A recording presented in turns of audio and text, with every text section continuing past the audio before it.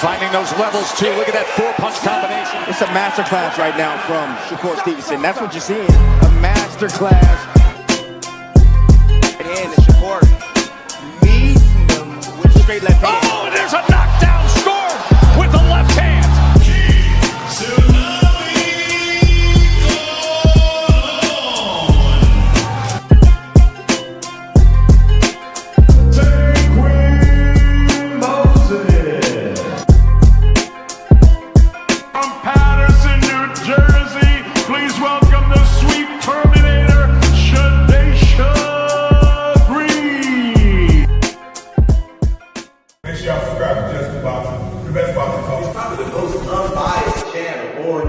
Right now, we're going to give him his just due. Shout out to my brother, Just Due.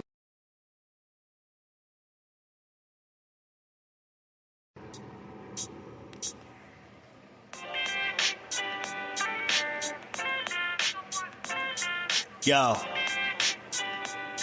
you know the deal. We back again. We never slacking. Word 'em up. Ladies and guys, whether if you drunk or you high, it's time to pay respects to the illest man alive. If you think you got a point, he'll shrink you down to size. And from there it's downhill like a slinky or a slide. Open your eyes, got a deep connection with the rise, so you might see him jump in whenever they go live. Peep it, his channel blowing up now, it's not a secret. With tons of exclusive interviews to listen to. Them other channels I hate, but yo, they missing clues. They start narratives, sip the goose and twist the truth. It don't take a rocket scientist to get the proof. Just click the live at 4 p.m. Eastern time. But when you chime in, make sure you keep it kind. But if cowards want to debate, then it's feasting time. My man Jusdueboxing shine busy all the time. Grind 24/7, 365. Videos he might have 365. My rhyme's sick, they make you do a 365. You get a rich if you think you fit to survive. It's Jusdueboxing, time to click the live. Ain't no beginners, if you soft, you ain't down to ride. I crush you, respect too, it's Jusdu. He got the illest boxing show on the internet. The boy been a threat and he ain't even had dinner yet. Word 'em up. Yeah. You know what time it is.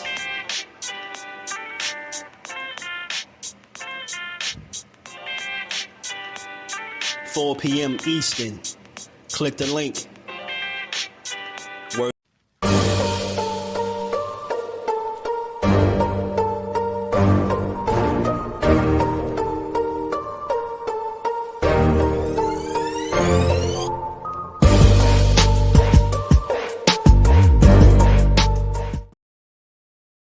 I put more days in work than I got just as much days over him that he's not going to be able to catch up. Yeah. You know, so if you resting and I'm working, I got you.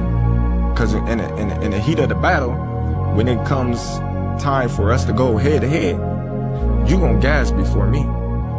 I really believe that. If I take my body through hell in training camp, you know, and I'm tired and I'm aching, I'm pain, and I got all these pains, and I'm working through that, what can you possibly do to me to stop me from doing whatever I want with you?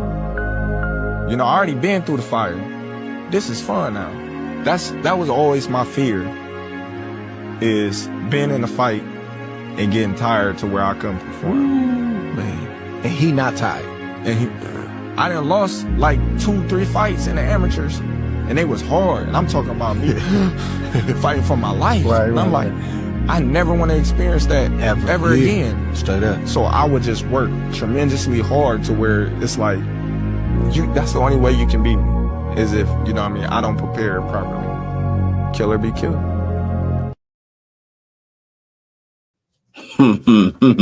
What's good, family? How y'all feeling? We back to build on this boxing and give it his just do how we always do, man. We streaming both vertically and horizontally, so hopefully that fixes the problem that we've been having for the last month. If not, then we just gonna keep doing what we doing, you know. How y'all feeling though, man? Hey, I thought it was only right to start the stream off with a Terence Crawford video, seeing as that I was right about the boxing world being fake mad at him. Hey, man, they just said Bud Crawford is banned from fighting any other champions, man. We gonna talk about all of it. You know, he spazzed out. You know, at least that's what people said, he spazzed out. I don't really think Bud spazzed out. I just think he said what needed to be said, man. He stood on business. And you know what's weird about these boxing fans? Like, this is why I call people super fans and maniacs of these fighters, right? With all that Terence Crawford is doing and going through, how do you draw up a comparison between him and Tank? Like, yo, what's wrong with y'all? Like, just leave it alone. Like, them two situations have nothing in common. Their careers are different. The way they moved is different, right? Personality is just different. Like, you don't have to compare that. That's what a super fan is. Every time it's a fighter that's in the sport that do something great, bro, you got the super, here come the super fans, bro. Here come the super fans. Well, my fighter this and my fight, man, shut up, man. Your fighter nothing, bro. It's only one Bud Crawford. Stop trying to knock him down a peg, man. Y'all mad because he stood on business? Hey, man, he fought for the belts. He been a champion since what? I think 2014, all the way up until now. And he been undisputed in 3 different weight classes, bro. He won. They can have the belts. He won. And then he stood on business at the end. He gave him the big middle finger. How do y'all try to compare him to anything Tank doing? Just let Tank do what he doing. Y'all weird, man. Let him get his situation together, man. But what Bud is doing is I like it. Like I said yesterday, I like it. Y'all, I don't know what y'all mad at. Ain't no reason to be mad. This is a smart move by Bud. Get what I'm saying? Like, and he made it clear. Hey, look, I already paid y'all. This dude think he better than the rest of the sanctioned bodies. He ain't getting no more money from me. That's what standing on business is. Not saying, oh, I'm not fighting for none of the belts. Because that just give you a reason not to fight the contemporaries. Bud didn't do that. He's willing to fight the contemporaries, fight for the belts. And then at the tail end, he said, you know what? Hold this. Hold his middle finger. You ain't getting nothing. So Marie, slap yourself, boy. I love it, man. I love the response from Bud.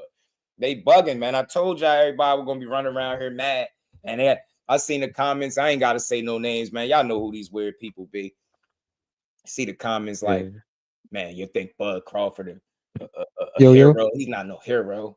Tank did this. Tank did that. I'm like, what? Because he said he wouldn't fight for the belts.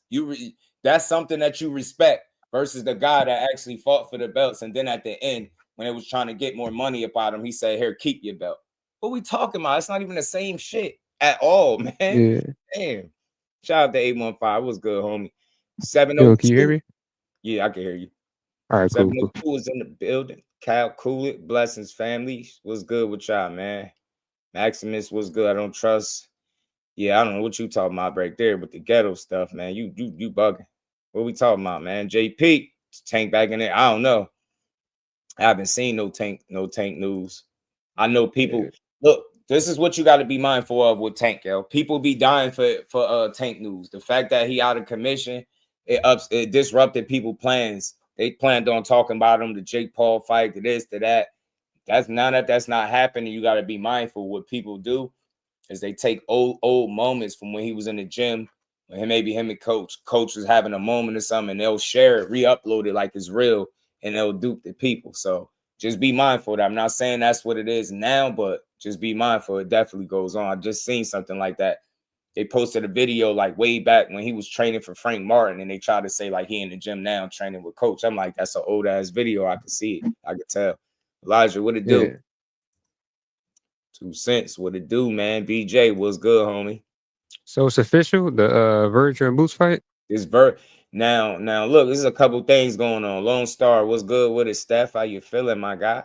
Shout out to the fan, man. Y'all hit that like button as we roll in, as y'all roll in. Y'all already know, man. Thrill Hill, what's good? So this is what it is. Bozy, I got a little clip. Y'all know I'm the clip king. I keep the clip so y'all can always hear where I get this stuff from. It's a couple things that's making me feel like this fight coming up. One, shout out to L Dub. He already had dropped that, they had a few dates reserved, right? They had a few dates reserved for for some fights, and you hearing them possibly fighting Cinco de Mayo weekend and shit like that, and then you see Big Coop, what it do? You see the reports coming out that they looking to possibly be finalizing this shit soon.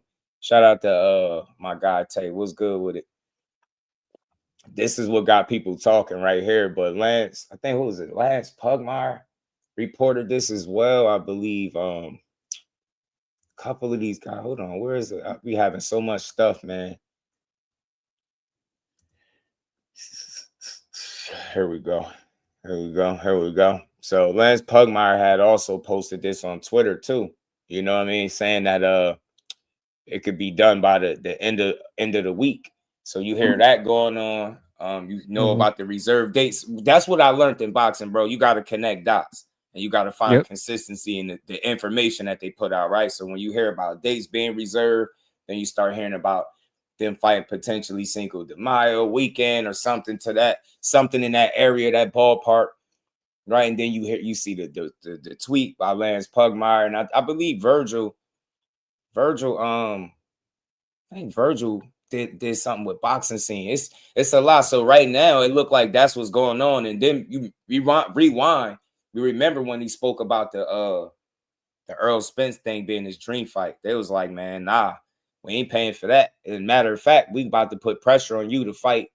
You get what I'm saying? To fight Boots. As a matter of fact. Right. So I just feel like the walls have closed in a good way, right? And it's forcing people to stand on the shit that they've been talking.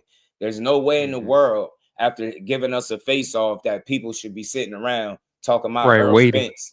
You get what I'm saying? Come on, man. Like, so I agree. I just want to see this fight need to happen, man. This is get 2026 off right, man. I'm telling you, to get to start the year off right, man. You got Shakur in January. This will be coming up.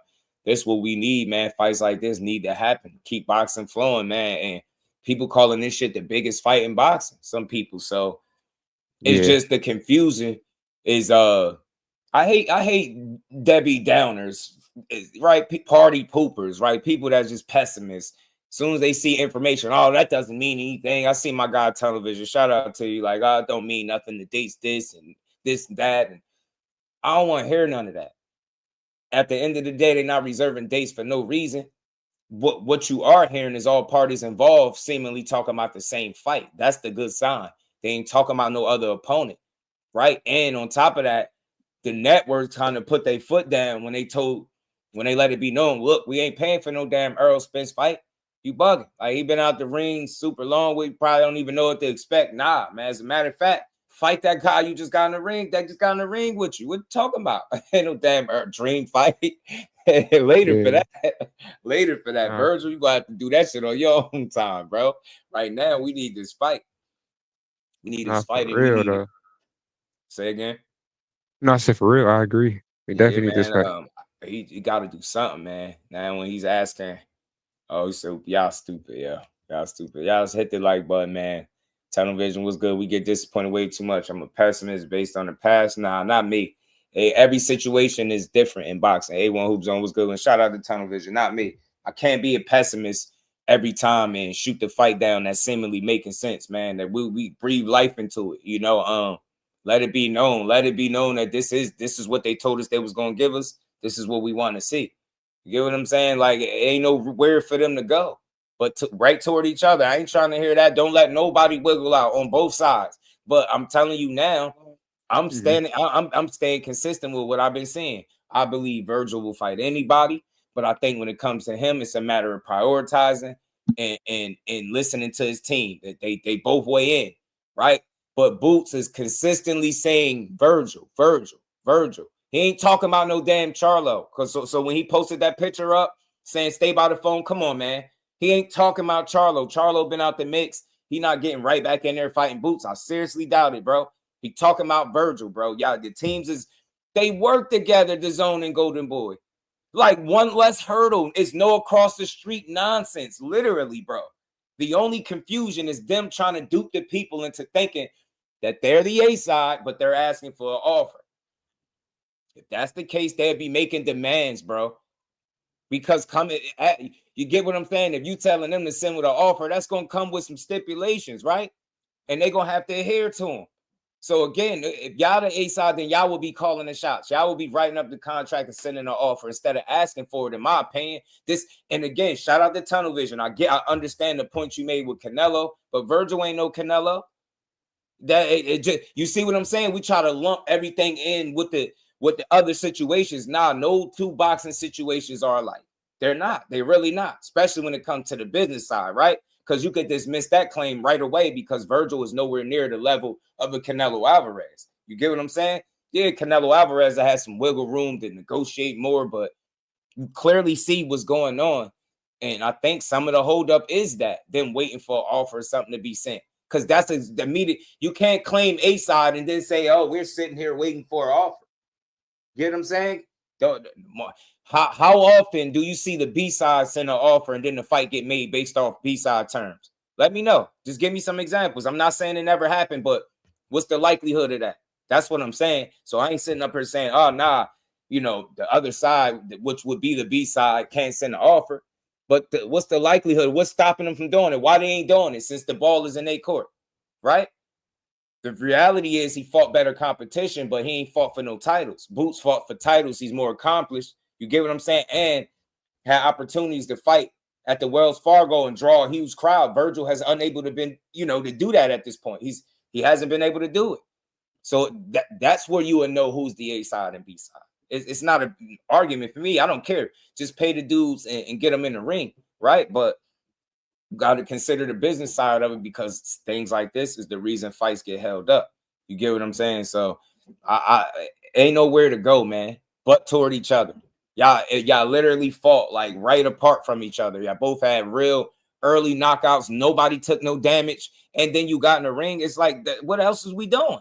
You get what I'm saying? Get y'all asses in there. If y'all got other plans, just say that. And I can respect it because y'all saying, you being transparent with the people and you saying, look, we had other plans. You get what I'm saying? And we going in another direction because it is. I know the money side of it, right? If you could make more money, you're gonna go do it.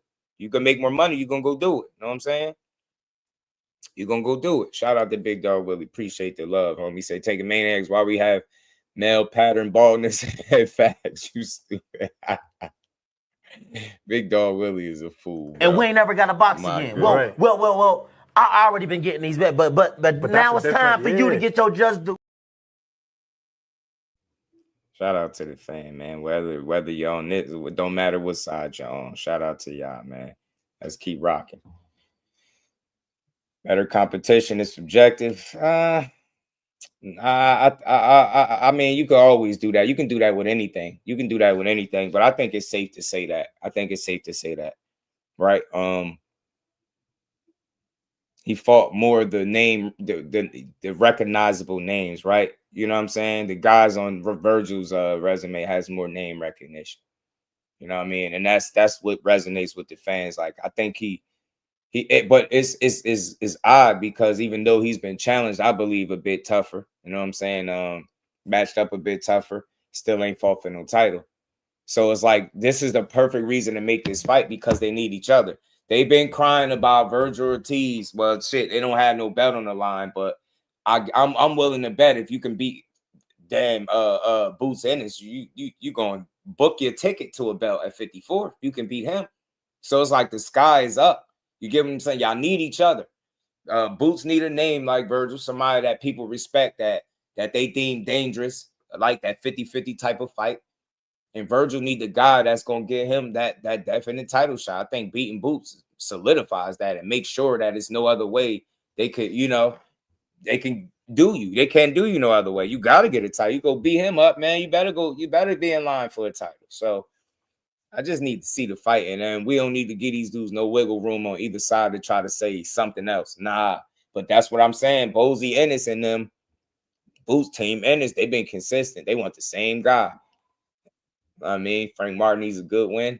I think he'll get it. So the resume is even. Virgil fought some washed names. Nah, I don't think their resume is even, bro. I feel you. I'm not arguing with you. I respect where you coming from and how you see it. You know what I mean? You just feel like it's about even. For me, Nah, I think Virgil fought clearly the better competition. Like, think about it. He fought Boachuk, Madrimov, and Erickson Lubin back to back to back. Boots don't have a stretch like that. You get what I'm saying? With guys that's deemed dangerous, right? You know what I mean? That could really get in there and mix it up. So that's back to back. And he got some solid names at 47 right now. This is the thing. Even if they wasn't the very best versions of themselves, Boots still haven't fought those guys. He fought even lesser versions of those guys. And there's no slight to Boots and nothing like that, but I just think Virgil fought a few more recognizable names, obviously. You know what I'm saying? And I think most people realize that. You know what I mean? I do think that's why they was, claiming the BDA side and things, man, because they know he fought some good competition, but he ain't got what's the name? Shout out to Blunt Sports. My dog was good with it. Broly, what up? Yeah, man. Y'all gotta catch up, man. Your boy be covering all that. I covered the Eubank situation with him being in the hospital. I even played the video and all that. I think I did that a couple days ago, though. The resume definitely in Virgil favor for sure. And it's not like leaps and bounds above Boots. It's just considerably better. You know what I'm saying? You know what I mean? He definitely got the edge there. You know what I'm saying? But look, Boots got the edge in accomplishments. They need each other. Get what I'm saying? Yeah, it's all good, bro. I know how I be. Yeah, but I was on it. I covered it. I had made a video about that, like him being denied in the hospital and all that a while back. So y'all gonna be looking out for the more short form videos, man. We back grinding, full speed ahead, man.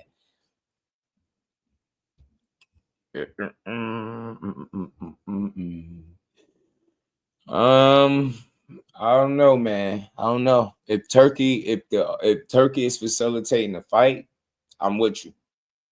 But obviously, y'all gotta pay attention and keep things in context. The reason I'm even speaking about any side, whether it's A side, B side, C side, or D side, they entered that conversation into the, they entered that into the conversation, right? That information, they welcomed that. They were the ones talking about they the A side in the equation. So this is me talking about it. And again, when you got a clear-cut A side, they don't sit around and wait for somebody to offer them nothing. They draw up the terms, they send up the offer, and they send it over, right? And you got to adhere to him. That's how it goes more times than not. So what I'm saying is, it's not like Boots is like, some pay-per-view star, but he has a sales history that you could go point to and say, look, he did X amount of numbers at the Wells Fargo, and then you go over there and do the same thing with Virgil, and it's not the same. You get me? So it's clear. It's easy to understand. At the end of the day, that's the argument for them to make. I'm just making it make sense, because if they are the A side, then they should be calling the shots, right? Ain't that what A sides do?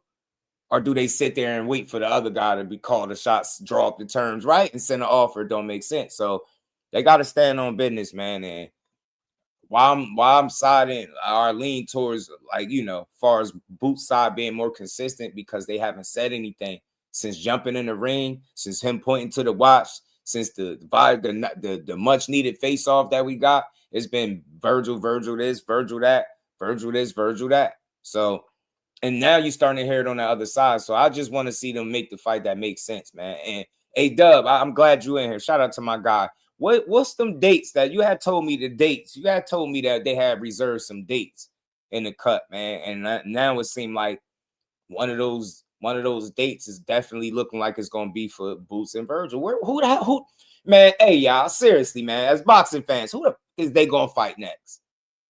Seriously, both of them. Who they gonna fight next? Who?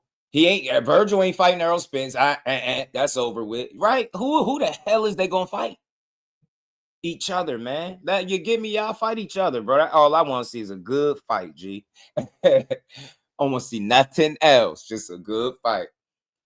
You know what I mean? He said they need to line it up, man. Shout out to the fax machine, the plug. He said Boots definitely the 55%. Yeah, well, I think he got the slight edge, man.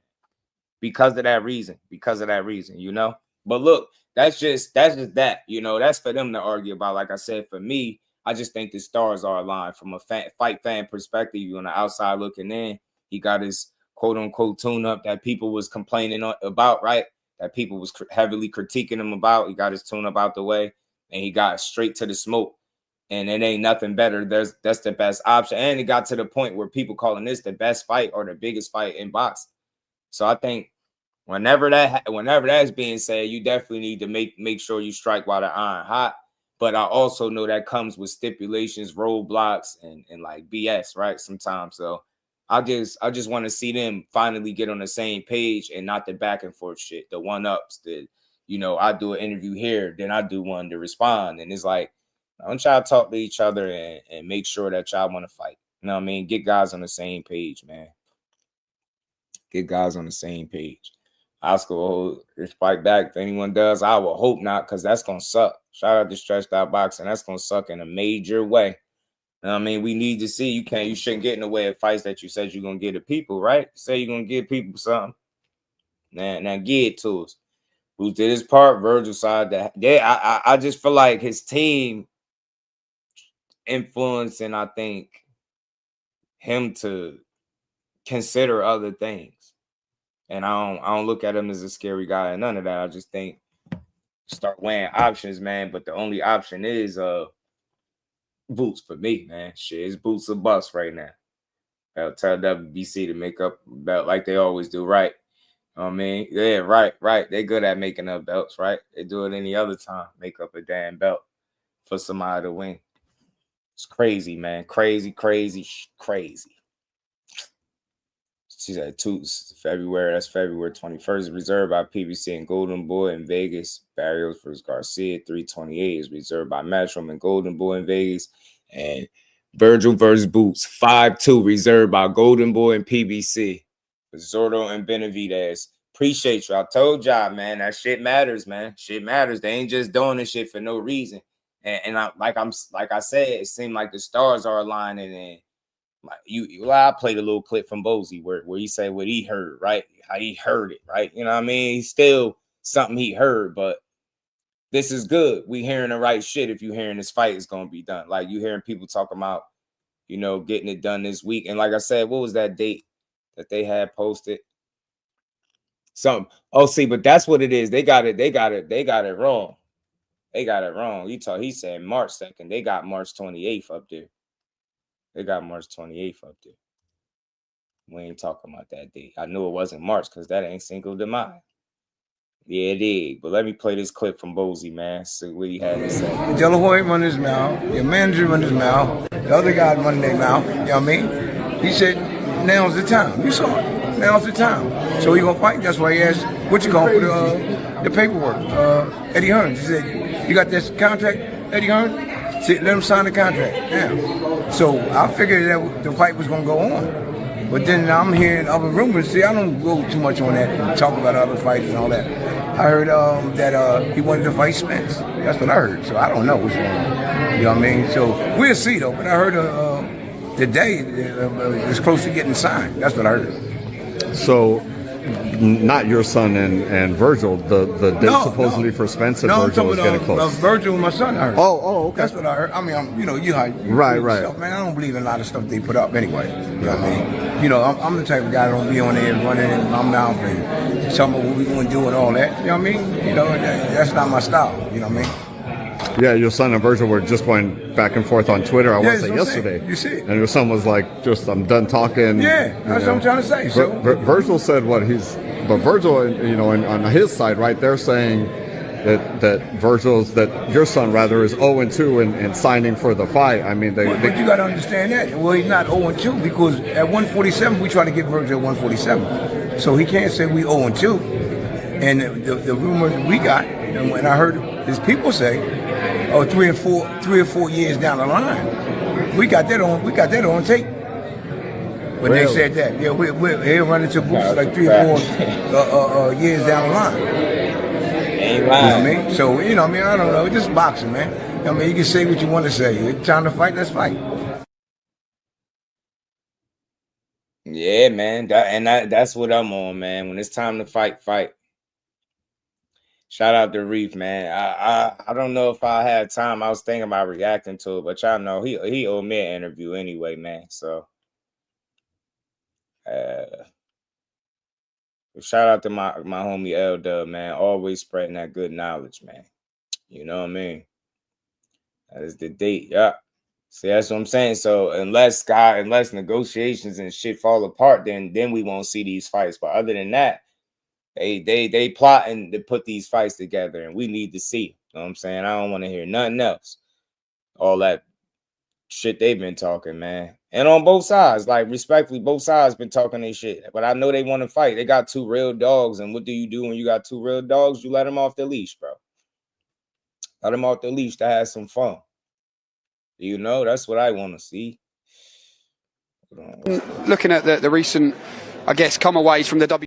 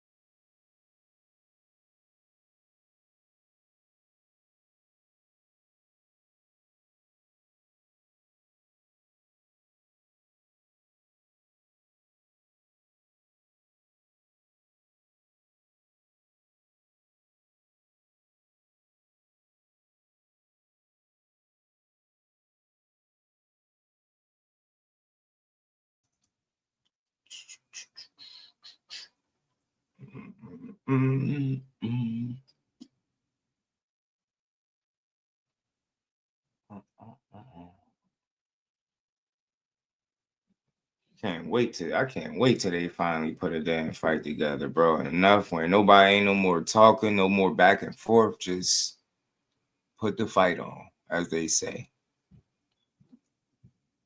Put the fight on. I think this is what I'm looking for right here.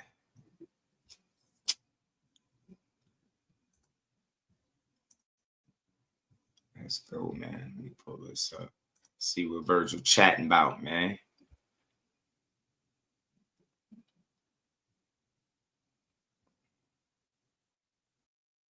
Record, Jane? Yeah, we're already recording. Okay, that's fine. Great. Cool. Thank you. So, Virgil, I know that you've, thank you for joining us. I know you have been participating in the OnlyFans account, which, I think that we who have heard about this on the fringes have heard some stories about what OnlyFans is all about, but it actually is something that you can use to promote yourself as a fighter and interact with your fans, correct? Yes, exactly. You want me to dive into it? Yeah, sure. What do you get out of the experience? What I get out of the experience, so I mean, it's a social media platform. So, if you've used Instagram or Twitter, it's something along the lines of it. It's not exactly the same, but what OnlyFans brings to the table that the other ones don't is that it lets you just interact with the fans directly. And what I mean by that is both feet pics, Virgil. It gives the creator more incentive to want to talk to the fans. Of course, we're not going to get to all the fans, but I'm going to start over, man. These aren't my usual talking points, Let me start over. Okay. Virgil, I know that with OnlyFans, you've been able to better interact with fans and also, sort of tell your story the way you want it told. What is the best thing about this experience in your mind? Yeah, the best thing about this experience about using OnlyFans, it's another social media platform, but what it brings to the table is, it's truly for the fans. the fans are gonna subscribe to who they want to. It's not a typical social media platform where you can just you know just go on and comment on something. It's truly for the fans. And since they're fans, it kind of gives you a little bit more incentive to actually reply to them, because you know that it's coming from a place of like endearment. And it's just a all around good thing. So it's good for both sides, both parties. Great, great. Is that something that you sort of hold close and dear to your heart? The fact that you can talk to the people, because let's be honest. It seems like I know this is one of the criticisms of boxing in general, is that boxers will fight and then they're gone for 6 months, and we don't hear from them again until their next fight. So it's kind of like a year-round opportunity to stay relevant, stay vibrant, and stay connected, right? Yeah, you kind of keep that fire in the fans' hearts alive. You just kind of kindling it the whole time. And, being a fan of myself, of other, musical artists or other athletes, something about being acknowledged, even getting like a simple, like a thumbs up, it's like, oh, yeah, like they noticed me, So just to be able to do something like that, keeping the fans still interested and keeping the love for you alive, that means everything. For you, I mean, this is especially relevant with your participation because not only are you at the height of your fame and continuing to rise, people can see you in the gym, right? They can see you working out. They can see you maybe even sparring, and then you can talk to them pre and post workout about what you're doing in there as well. Yeah, exactly. You can do a lot of stuff like that, like the sparring, the training, the diet, even, or the runs after.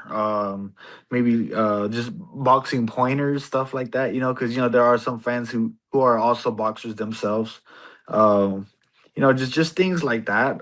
So people have different reasons for following someone like me. Whether it be the boxing, or maybe eating habits, or just day-to-day habits, like what do I do when I'm not fighting, just stuff like that. So I ain't gonna like lie, I said, it's kicking the good. conversation on with the OnlyFans. I would imagine it's really cool. Bogus work, man. Lance, out of all this stuff, bro, you could have saved that for last. Too, because as we know in social media, there can be like a lot of crazy conspiracy theories and people floating things as news that may actually not be true. You can actually say like, hey, this is the truth. This is what's going on with me right now as well. Exactly. So we can use the outlet for facts as well. And of course they'll be the first ones to read about it too, so that's another plus. I think it's like I was saying, I think it's really cool because there's so much going on around you right now. I mean, obviously I know in the last 24 hours you've had a lot of online back and forth with Jaron Boots Ennis. Are you enjoying that as well? And how excited are you about where your career stands at this point? Yeah, we had a little back and forth. I mean, it was, the fans were entertained, I'm sure. Just kind of like I said earlier, just kind of making sure the fire is still kindled up and people are still looking. Yeah. I mean, as far as my career is going, it's I'm very happy with it. I'm very content, and I'm excited to see where it's going from here.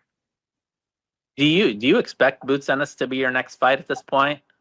I mean, we'll see. It definitely depends on his side more than anything. My manager is working on it. He's been telling me, he's been keeping me updated. I don't really have any news now.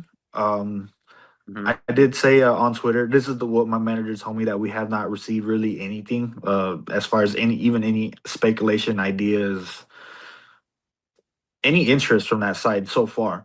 So I mean, there's really nothing to say right now about it. But yeah. Is that disappointing to you, or do you feel like that's just the way these things play out and you just got to let negotiations play out as they're going to? Well, to be disappointed, you kind of have to expect it, right? I didn't expect it. If anything, that's kind of how I thought it was going to play out. So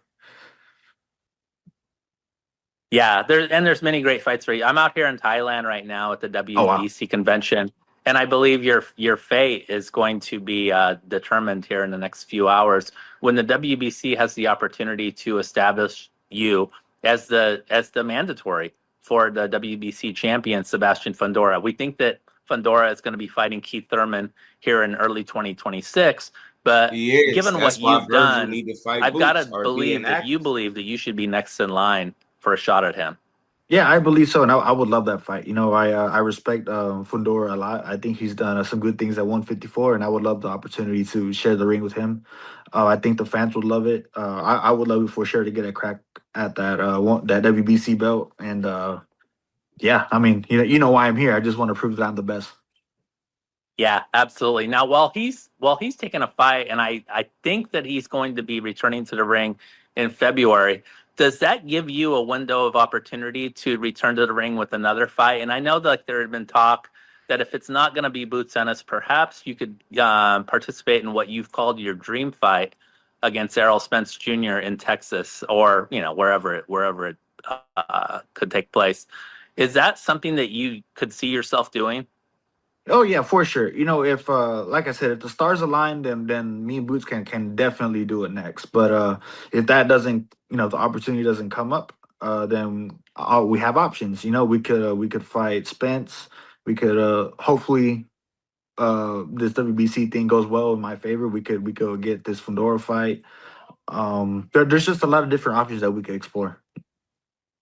Yeah, I know the Golden Boys president, Eric Gomez, is out here. I'm sure he's going to be banging the drum for you to be first in line. Is there anything more that you'd like to say to really kind of like defend your case and say like why you deserve that position? I mean, I've defended the interim 2 times already. I think the third. I don't think there should be a third defense. I mean, just go ahead and just go for the full title. I think that's fair enough. Other than that, we'll see. I guess we'll find out in a few hours. How happy were you with your performance in November against Erickson Lubin? I mean, you really went against a fighter who we know is very well respected, and you made this. I'm sorry, but this was a complete romp in the park for you, Virgil.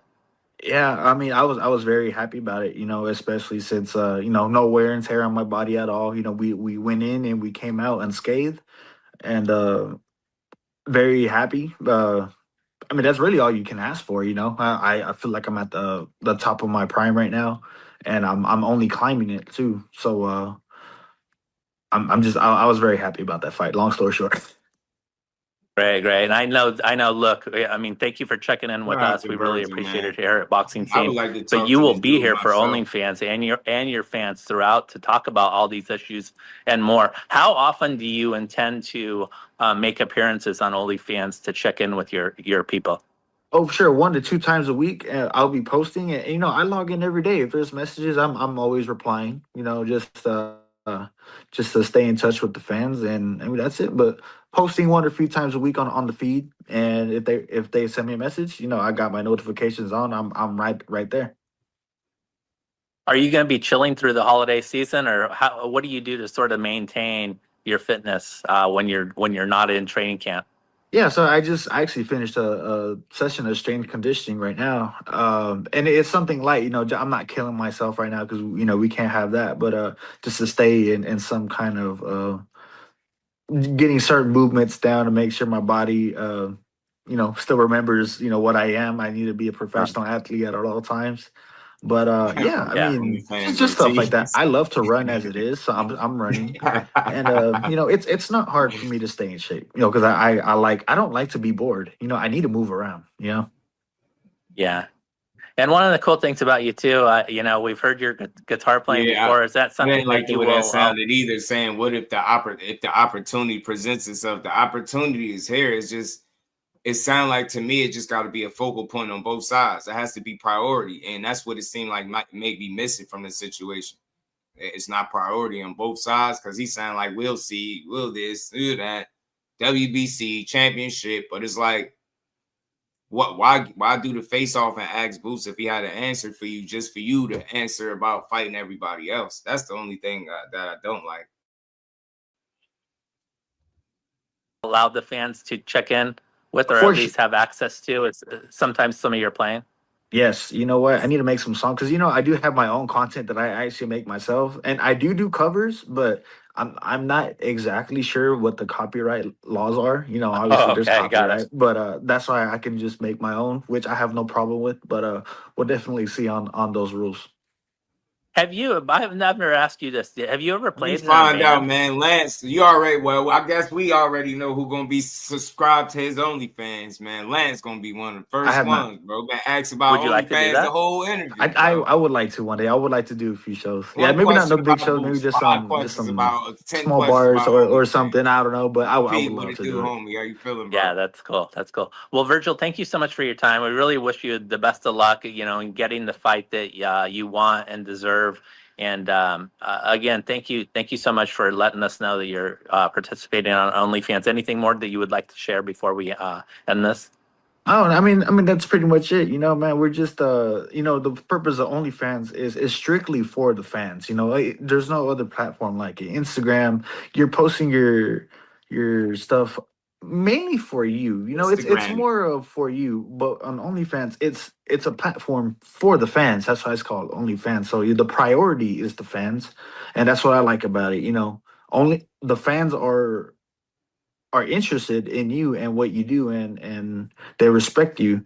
So that being said, it like I said, it gives you incentive to interact with them, because everyone's a fan of something. You would love for your Virgil gonna be favorite posting thirst artists traps and or shit. whatever they are to interact with you. So why not? So you better not absolutely. be If there was a selling boxer bro. from the past who could have been on OnlyFans, who Yeah, chat cool. Chat Jay, we cool on the OnlyFans, G. We don't need to see the OnlyFans. Just we need to see the Boots fight.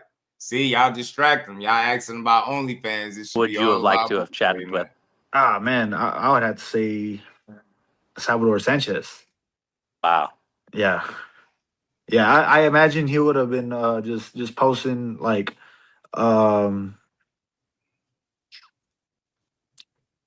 yeah, you know what? I don't even want to say what I wanted to say. We could cut that out. We cut that out. Yeah. Yeah. I was gonna say this though, because when you mentioned Salvador Sanchez, that is an incredible fighter. I mean, have you watched a lot of the footage of his past fights? And is there anything that you emulate? Man, I don't know. I don't think I could emulate it quite like him, but he had really good head movement, and his hands. He just seemed like his hands were just rocks. Just the way that they would flow. I can't really express it, but it seemed like he was throwing rocks as he was throwing punches. Just the way that they were thudding and they were landing, man. It's scary. That sounds like what you just did in November, Virgil. Yeah, man. Well, listen, again, thank you so much for your time. I greatly appreciate it. We'll be checking in soon, and we'll talk to you soon. Thank you so much. Talk to you Thank you, soon. man. Thanks, Lance. All right. Shout out to Lance Okay. Pugmire, man. Good, great work. Good little interview with Virgil. But again, I play these clips so y'all can gauge the energy of the people, the teams, and the different guys when they give us something to talk about. But you see, Bozy, like, look, let's do it, bro. I don't want to go back and forth. None of this, all this talking. Let's just make the fight. They're very like, I hope it can happen. Maybe if it presents itself, bro. Y'all just gave us a whole face. So what the hell you mean if it presents itself? But at the same token, too, though, just to be fair, Eddie and Hearn and them are the A side, then they need to get on the ball, man, and get that shit going. Because if what they saying is stopping it from happening is the fact that y'all ain't made no offer or nothing, y'all gotta get on that. Gotta get on it. Ellie, the cameraman on the OnlyFans, that's crazy. Elijah, what's good with it, bro? Yeah, man. T.O. gonna get scraped up. Tease, he will make it look mad easy. Shout out the money bag.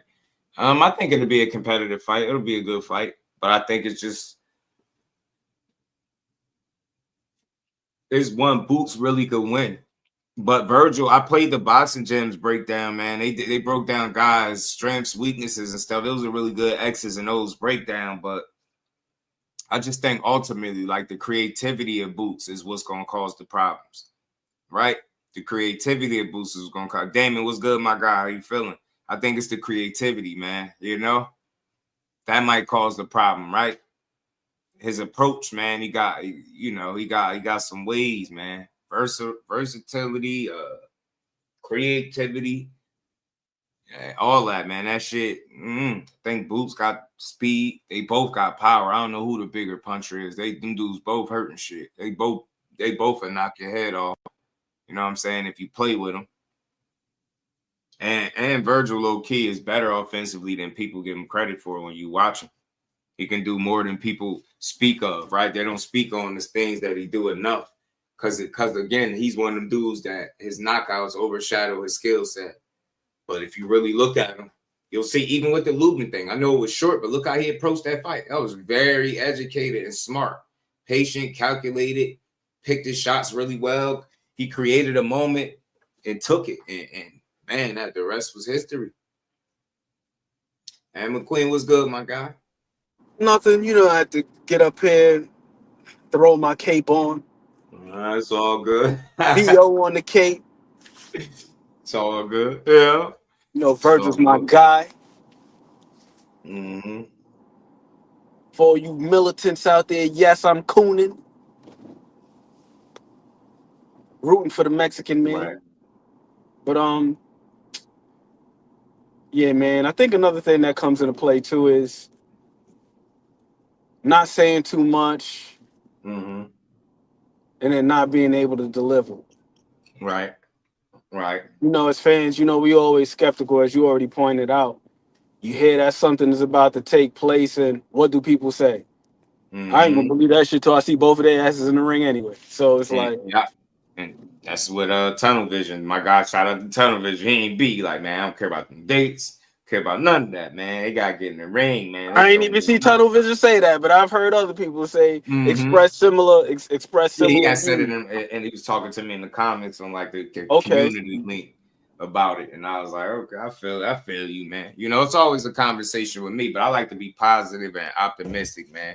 Especially when it look like the stars is aligning and it's getting to the point where it's enough discussion about this fight and not enough about nothing else. Like y'all over here talking about being made mandatory for a belt. No, man, we ain't trying that shit.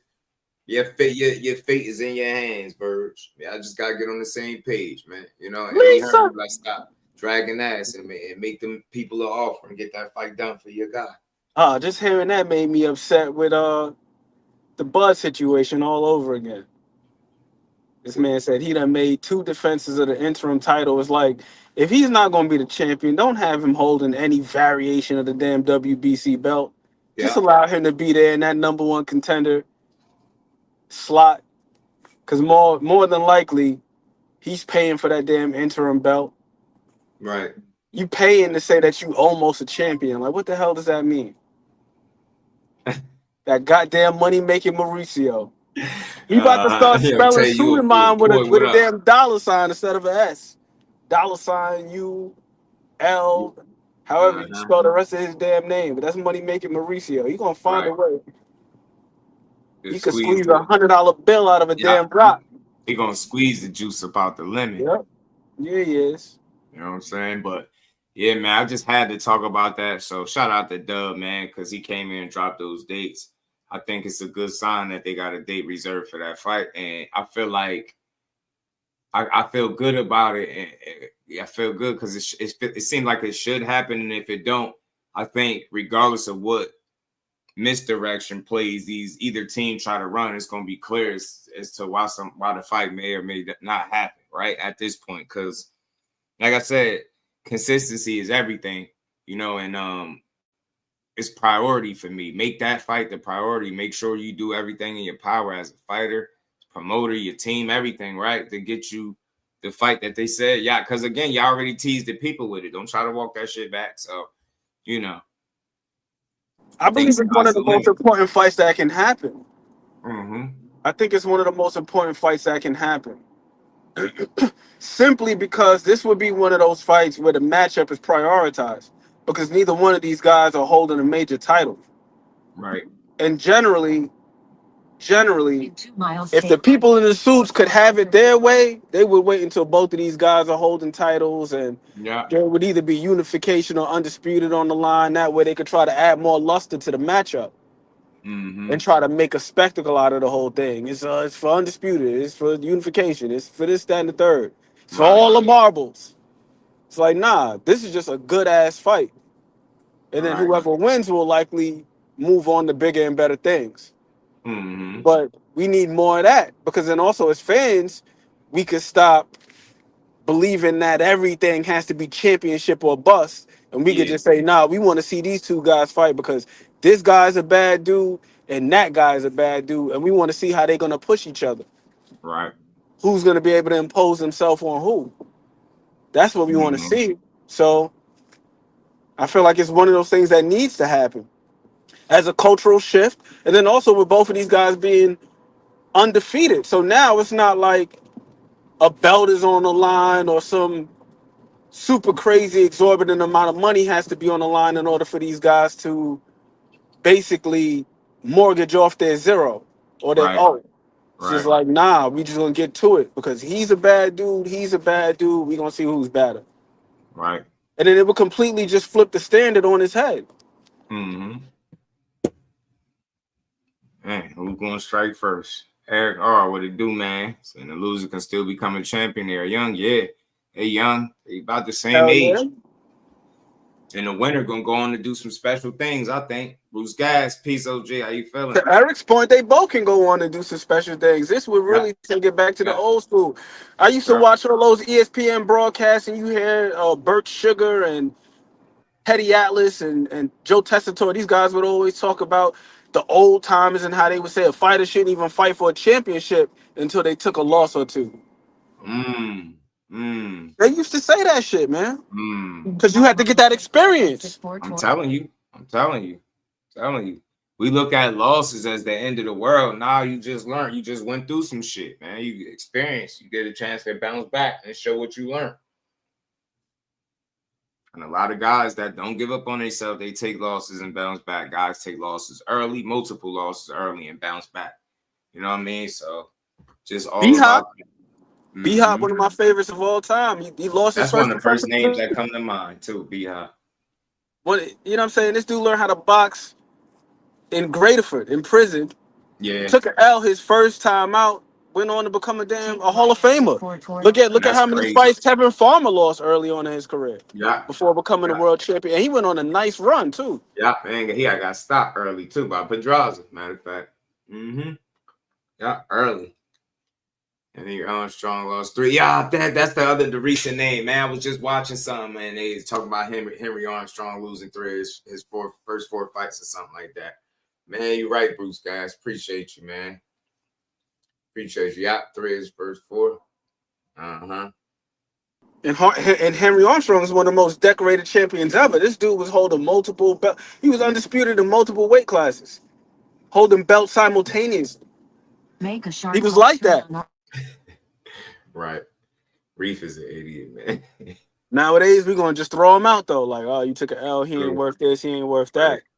Right. But hell nah, man. We need to see this. We need to see it for that reason. Just to flip the standard on his head. And then also, conversely, how many champions do we see nowadays where people like, man, that dude is just a belt holder? Yeah. A lot of people feel that way about Rolly. A lot of people feel that way about Barrios. I mean, hell, 147 in general. Outside of Devin Haney, who does somebody consider to be a legitimate champion? All the rest of these dudes are considered like paper champions. Oh, did they really do this, y'all? Remember, we were just talking about this, right? And I'm glad to see how stuff come full circle. That's why I be playing these videos. As y'all see Lance Pugmire and Virgil talking back and forth. And Lance told him that his fate would be decided in a little while, whether or not they're going to be ordered mandatory or something like that. They saying they ordered Virgil versus Jerron Ennis, and the winner must face Fundora. See? That's what I'm saying. Boxing, get it right, man. This shit is simple. Stop playing with us. Get in the ring, damn it. Get in the ring. You know what I'm saying? Get your ass up in the ring, G. Hey, that's what I like, man. That's what y'all need to do, man. Get it. Hey, you know what I mean?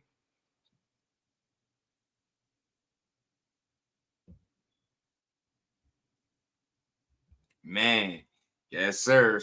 And shout out to the homie, man. Z, what it do? Shout out to the homie Emmanuel, man. Appreciate the love in the cash app, man. My guy. Shout out to the man. And we ain't never got a box again. Well. I already been getting these bet, but now it's time for you to get your just do. Let's go. They ordered it. Yeah, man. Because, see, he trying to talk about maybe they can order you to be a mandatory for Sebastian Fundora. Nah, because him and Keith Thurman got shit going on. They got a thing going on. They got to get through that. They got to get through it. And you ain't got nothing to do, Virgil, out here playing. And your team. I like Virgil, though, man. But, yeah, Team Ortiz, man, y'all might as well go ahead and, go ahead and make the fight, man. What if you go out there and sleep, Boots? I see people picking Virgil about that. They like, I got Virgil sleeping boots. I'm like, damn, sleeping about? Like, yeah, he get hit too much. I'm like, okay. Virgil gonna get styled on. I'm telling you, Boots gonna be out there performing the next mixtape. Shit happened fast. Yeah, it did. Cause but notice though that that video was from some hours, or was it just yesterday? Right, that video. And I was hearing about that. So that's what he's saying. Maybe that's why he told him his fate to be decided in a little while here. Maybe he'll be the mandatory. That's what he said. But instead, I'm guessing by the look of this video that they ordered Boots and Virgil.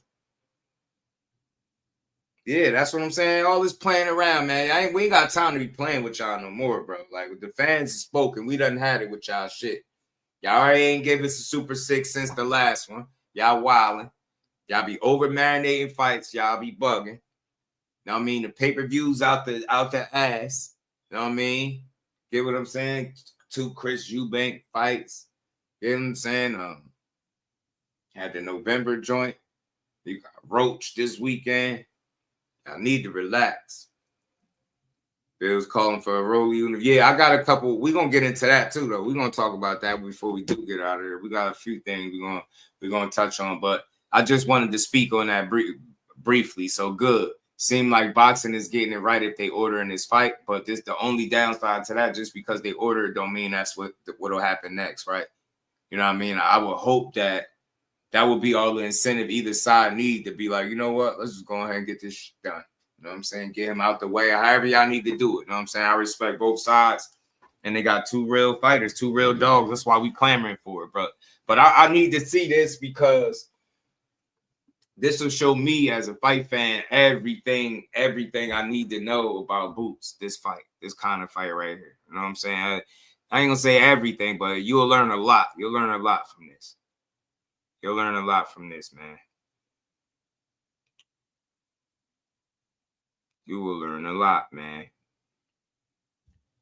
Billy's calling for, he said, Bill. Oh, yeah. Bill trying to get that big Rolo smoke, man. I got an interview from Bill with Ariel Hawani. And I got one with Eddie Hearn on play too. Yeah, they saying they just ordered it. And I'm guessing this had to be the WBC because I think that's what Lance was saying. Who was that? Tay? Yeah, I think that's what Lance was telling him. He was at the the convention or whatever, and he was saying, man, your fate is gonna be decided in a little bit here. Like, you know what I mean? And that's also probably a hold up, seeing what they was gonna do, what decision they was gonna make. Because if you Virgil, you took enough dangerous fights without a title. So to his defense, I will say that. You know what I'm saying? I will say that to his defense. You know what I mean? He has taken a number of fights that's deemed dangerous, still ain't got to no title. And you fight Boots, you very well could not make it to one. You know what I'm saying? It's a really good time. Yeah, the marination years is over, Thrill. We good on that. You know what I'm saying? We good on it. So I took my gummies. As that the news hit. Imagine Boots versus Fundora. That'd be crazy though, Roja. Rolando Roquise versus Debo Dev. WBC trying to get some money, man. They ordered like 15 fights. Yeah. Hey, man, let me find out Crawford done started some shit. Crawford ain't give up that bread, WBC. Like, everybody, you get a fight. Everybody getting fights. We ordering that. Hey, Ant, man, the WBC said, man, hey, we got the recoup, man. Y'all got to get in the ring, bro. Everybody getting fights. We ordering everything. Money making Mauricio, man. WBC, we about that cash. Mm-hmm. We need it. Mm-hmm. Fork it up. Whole time, guys running around here thinking they giving y'all opportunities, man. They trying to get paid. And look, I did read a comment. We're gonna go over that briefly because I'm gonna play it was a whole video from like Mauricio talking about it. And I'm gonna play a little short clip where he said, something along the lines like Bud is banned from fighting any other champions or something. He said in a little video, Mauricio. See, I knew it. I knew it. I told y'all they were gonna be mad at that man. They always mad at Bud.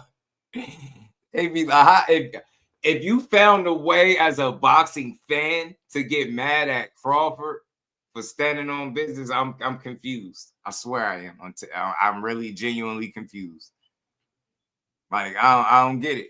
I gotta play a little clip from Tim Bradley too, because Tim Bradley has something to say about it. Desert Storm weighed in. I didn't even watch to listen to what he said, but I'm gonna listen to it with y'all though, so it's all good. I gotta get this video from where it's at. Mauricio pissed off. I don't blame him either. Trying to get that extra. He trying to get that little ump up off the top. In the WBC, you could have heard a pin drop in that room today, even though it's so big. When Terence Crawford was stripped of his WBC belt, you made it very clear in there. You guys gave him multiple opportunities, him and his team, to respond to paying what was owed. Hey Rosa, they not playing, bro. Bud disrupted everything. Now I didn't think of that until somebody just mentioned it in the chat, but now I'm thinking like, nah, bro, the timing couldn't be crazy. They ordering everything. They're like, yeah, but them checks ain't clear, man. We got the everybody getting there and fight. They like getting there and fight. Everybody, man. Nah, ain't no waiting around for them, man. To get in there and fight. Everybody got to fight. You know what I'm saying? And Billy, Shiraz, that'd be a good one. Bozy, Whitaker, that's crazy. You know what I'm saying?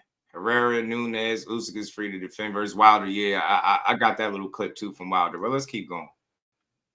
$300,000 in sanctioning fees. He didn't even respond to you. Can you talk about the difficulty of this decision? Yes, it's very sad. It is very complicated. Very sad. It's very complicated. A title to withdraw recognition.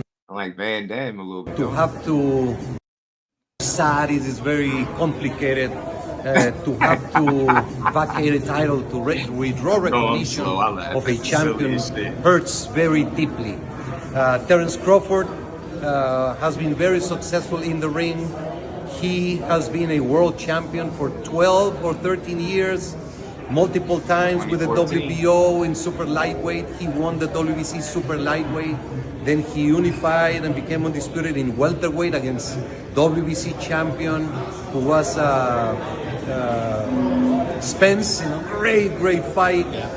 He petitioned to fight a final elimination bout in super welterweight against Madrimov and remain champion in welter. The WBC supported him. He did not comply with the rules. Then he moves up to super middle and makes the fight of the century, beats Canelo, makes $50 million or around that. The WBC absolutely is not going to charge 3% of such an amount.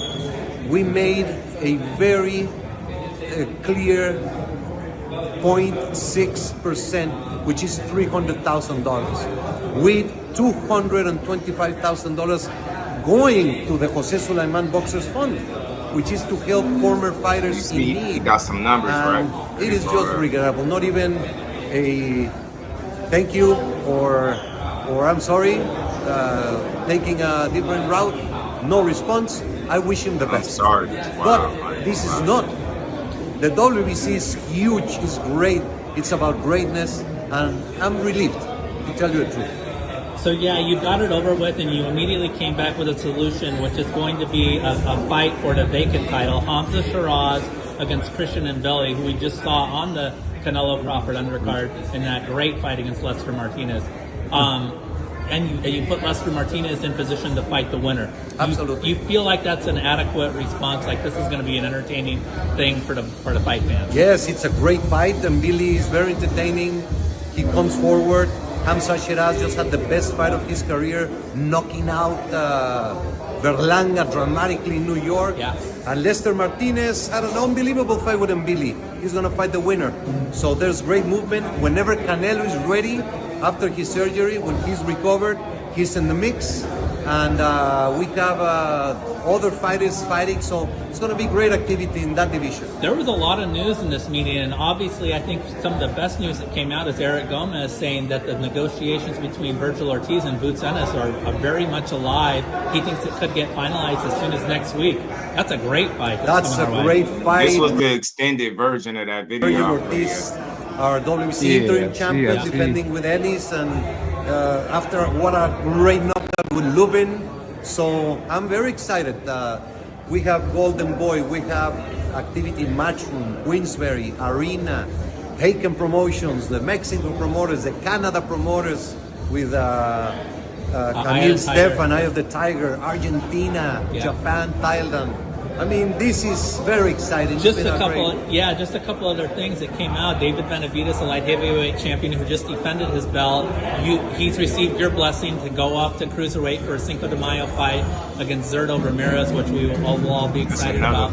And then you announced as well that if Naya Inoue wins his fight in Saudi Arabia in late December, that he'll be fighting Junto Nakatani in May at the Tokyo Dome. What a year 2026. What a year.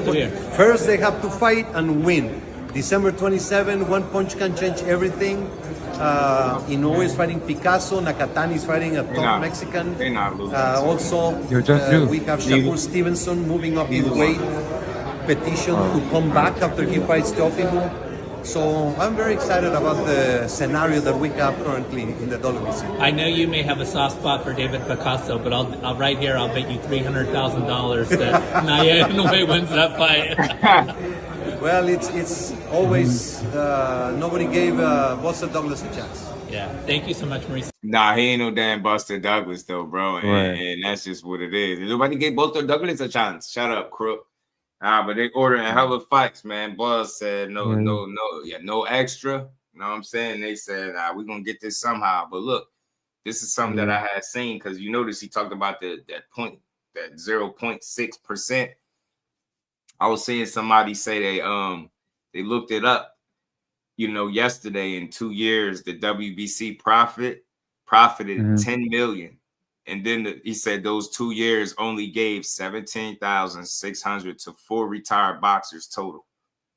Oh, yes. 0.76. They are using the program as a front to enrich themselves and splurge and pay their own people.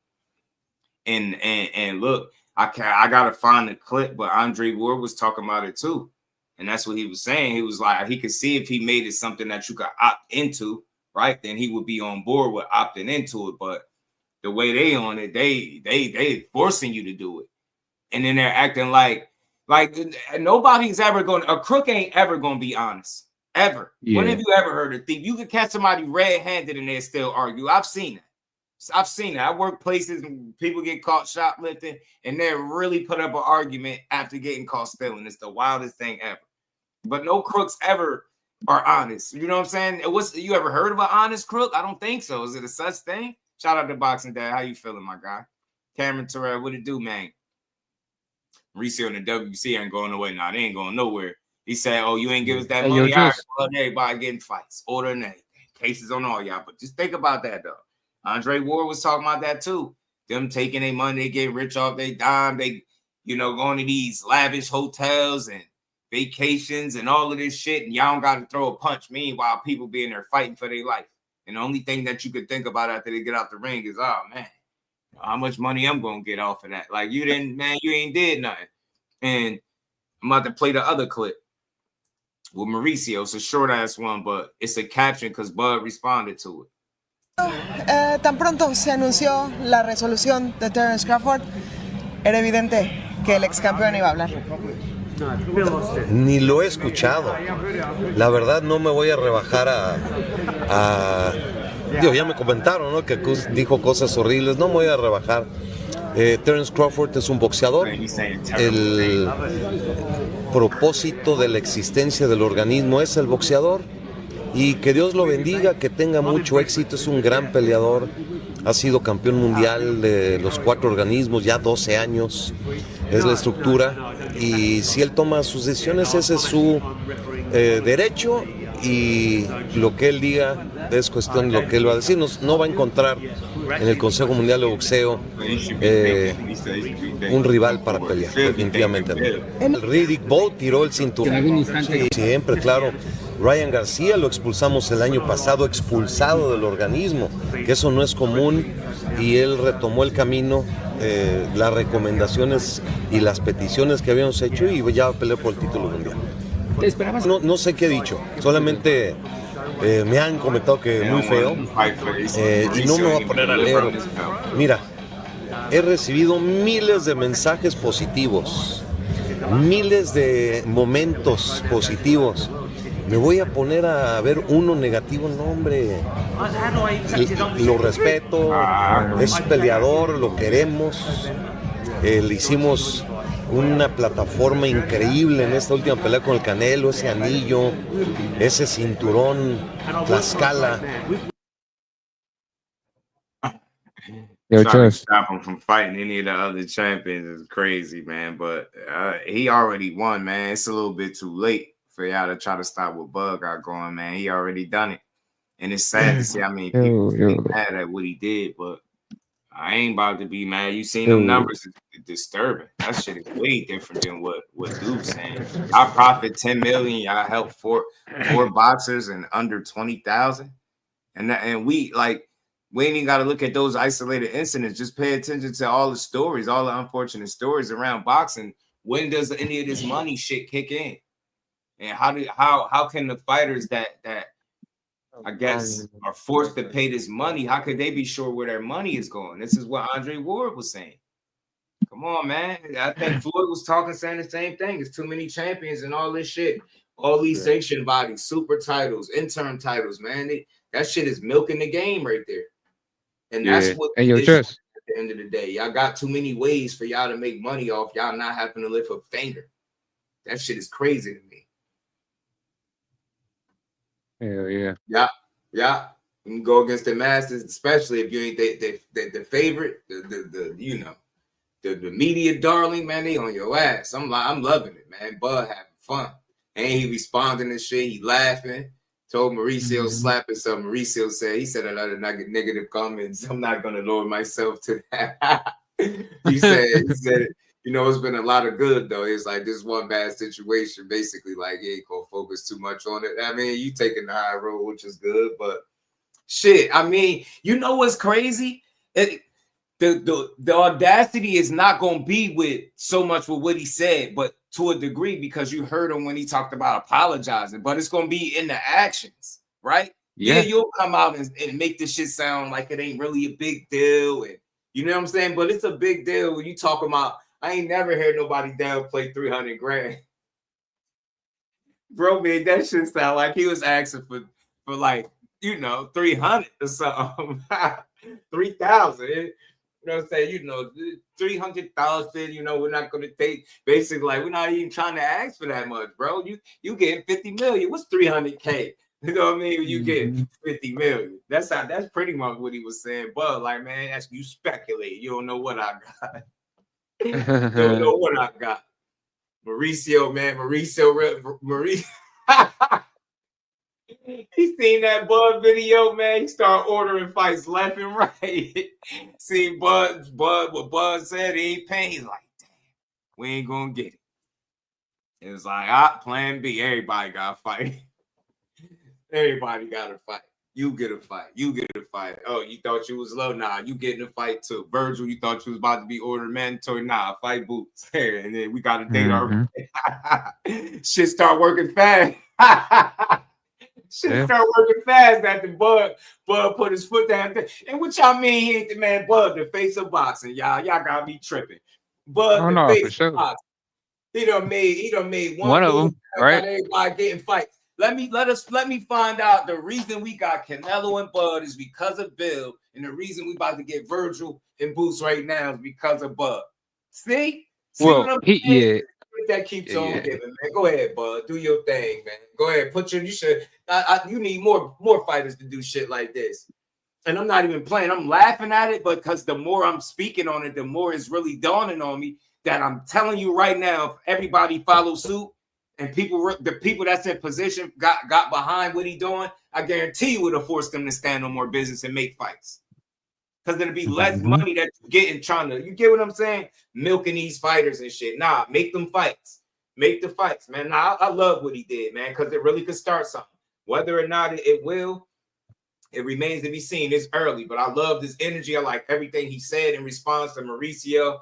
And you got to know Mauricio, man. You told him, you said, I knew you had Bud effed up when you mentioned the word sorry. When he said that, I was like, yeah.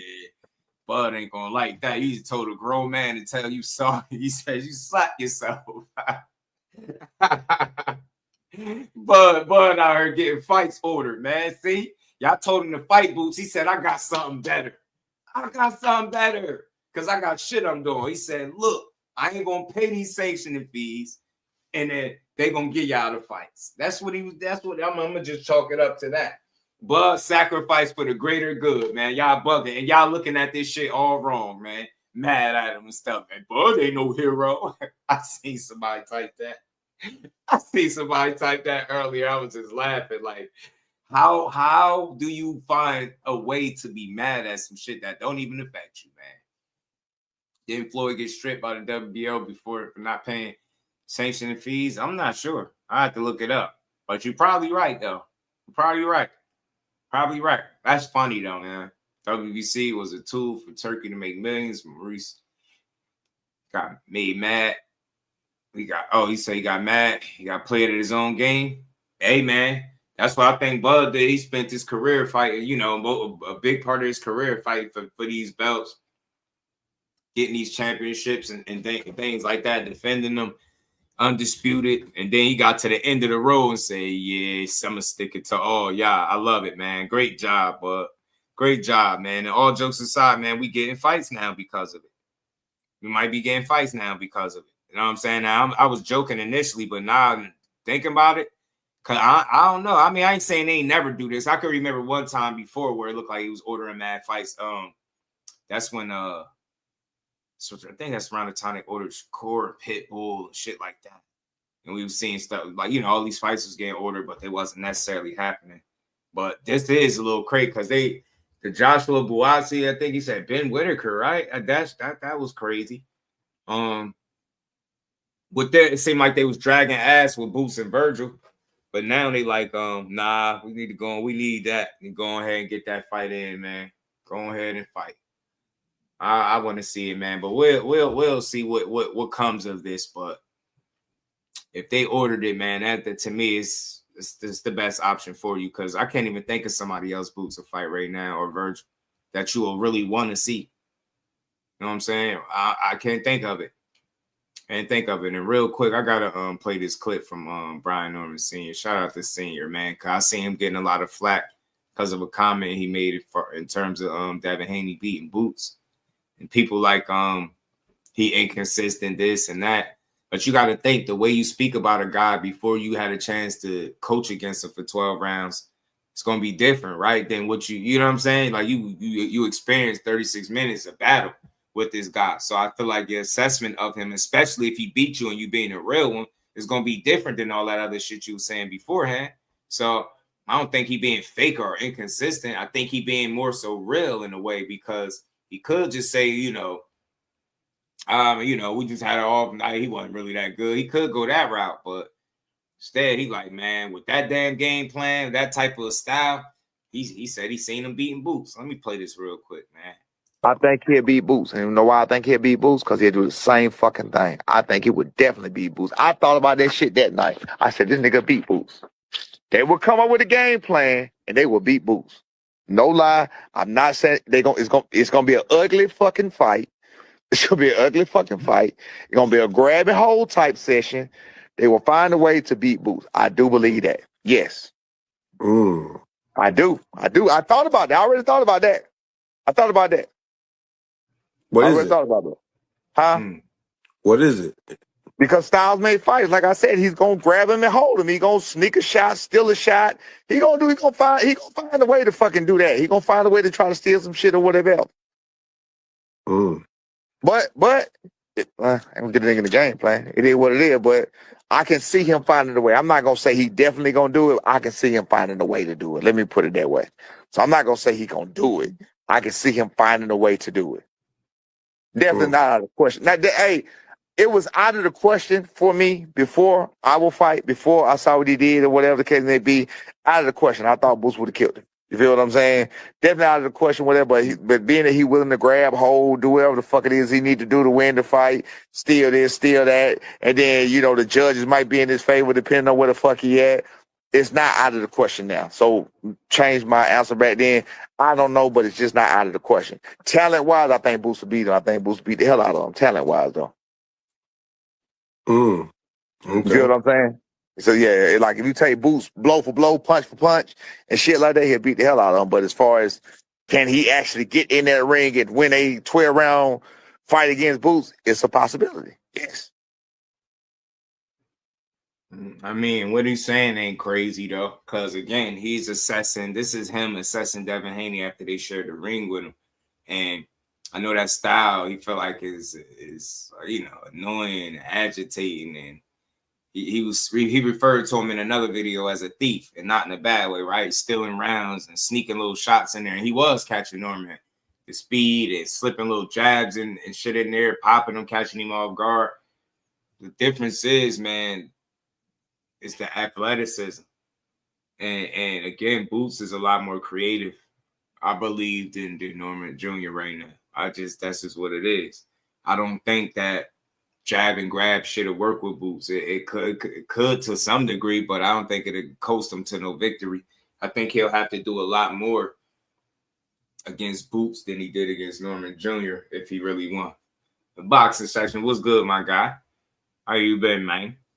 Yeah, I think he had to do a lot more. I think he had to do way more to actually beat him. I really do. You know what I'm saying? I just don't see too many avenues for him to beat a Jerron Ennis, man. You gotta have some advantages, and he ain't shit. Is it an advantage I feel like he got besides, I guess, experience? And I feel like to a certain degree, that shit is not gonna matter, bro. You getting in there with somebody that's gonna be trying to, leave you in the dirt, and he ain't gonna be, I don't know, man. It ain't gonna be as easy to neutralize him, right? Because I feel like basically you just got more to worry about with Boots. You know what I'm saying? That athleticism jump out at you. It's a lot he could do, man. He really could get in there and make a fight bad for you, man. And it don't take much. So, and then I was looking at some clips, some of the fights with Kambosos, and I'm just looking like, look at some of these shots that he was able to get in. Look at how he was having success. Clean shit, too. And I'm like, man, that's Boots, bro. You gotta, even if Brian Norman was able to land the shots that Kambosos was landing on Devin, got a different having a different conversation. But that's what I'm saying. He just wasn't able to close the gap and get to the target effectively. But I just don't see that being Boots' problem, right? It'd be a whole different thing to worry about. Of course, his approach gonna be different. Definitely don't think he'd be willing to stand in there with him. Who knows, man? The more people say that he can win, the more I would want to see it. Mixtape Haney. I'm telling you, it'll be one Mixtape Haney. Yeah, the mixtape done to him because I don't see it, bro. Not that guy, bro. That's a bad look. Nah, not with that what's the name, not with that volume. I don't think so. But I do see the steal a shot, be able to hold thing, being able to work, because the one thing with Boots is he'll accept the clinch. He's not really one to refuse the clinch. But the question is like, how long can Devin Haney get away with that? Right. Mainly because Boots is a lot more consistent with his jab, especially early on, than Brian Norman Jr. is. Brian Norman Jr. is looking for a big shot. Boots is not gonna. I wouldn't see Boots just going out there just on a seek and destroy mission off the rip. Like I was telling you, I was cataloging his jab versus Vila. And as the fight progressed, once it got to the middle rounds, the jab started to simmer down a little bit. But early on, he was pumping that jab out there. I love his stab jab to the body, yo. That shit, man, that shit dangerous, man. And the thing is, I feel you, Jay. The thing is, Boots ain't Norman, though. I think we all know that. I know it's hard to do it, right? Because, Dev is people's favorite fighter. But I'm just, you remove the names for a second, and you're just looking at them in terms of skill for skill inside the ring. It's one of those guys that do shit that really, really get your attention. That's all I'm saying. That's not a knock on Dev, because he do things that beat guys. Those little mistakes that Boots make. I think he has certain things that he could take advantage of. How Ant McQueen was saying, he do. I have seen him accept clinches and things like that and get frustrated. But I don't think that will be the entire answer. He'll need more than that, is what I'm saying. You know what I'm saying? I never thought that Brian Norman Jr. and Boots was the same exact athlete. You know what I'm saying? Again, when you get Roy Jones comparisons from Roy Jones himself, that's saying something. And I don't think people just throw that shit around loosely. I don't think they compare everybody to him. So that's what it is with Boots, right? And if Devin Haney could neutralize and beat him, man, you're already one of the best fighters in the world. But that right there, that's a different type of flex, Jay. You hear me?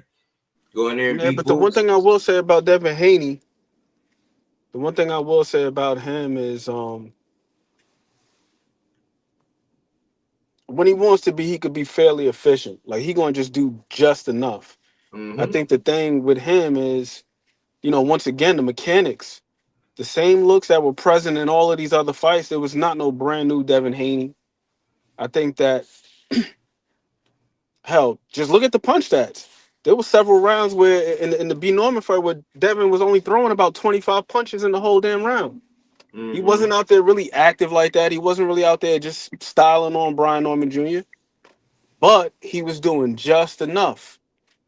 So it doesn't matter if you throw 48, 50 punches and you only land in the teens, and he only throws 25 and he lands damn near half of them.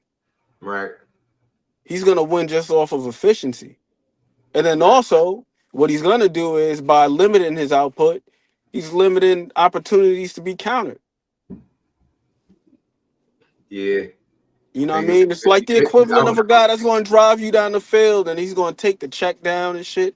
He ain't looking to throw no deep bombs or nothing like that.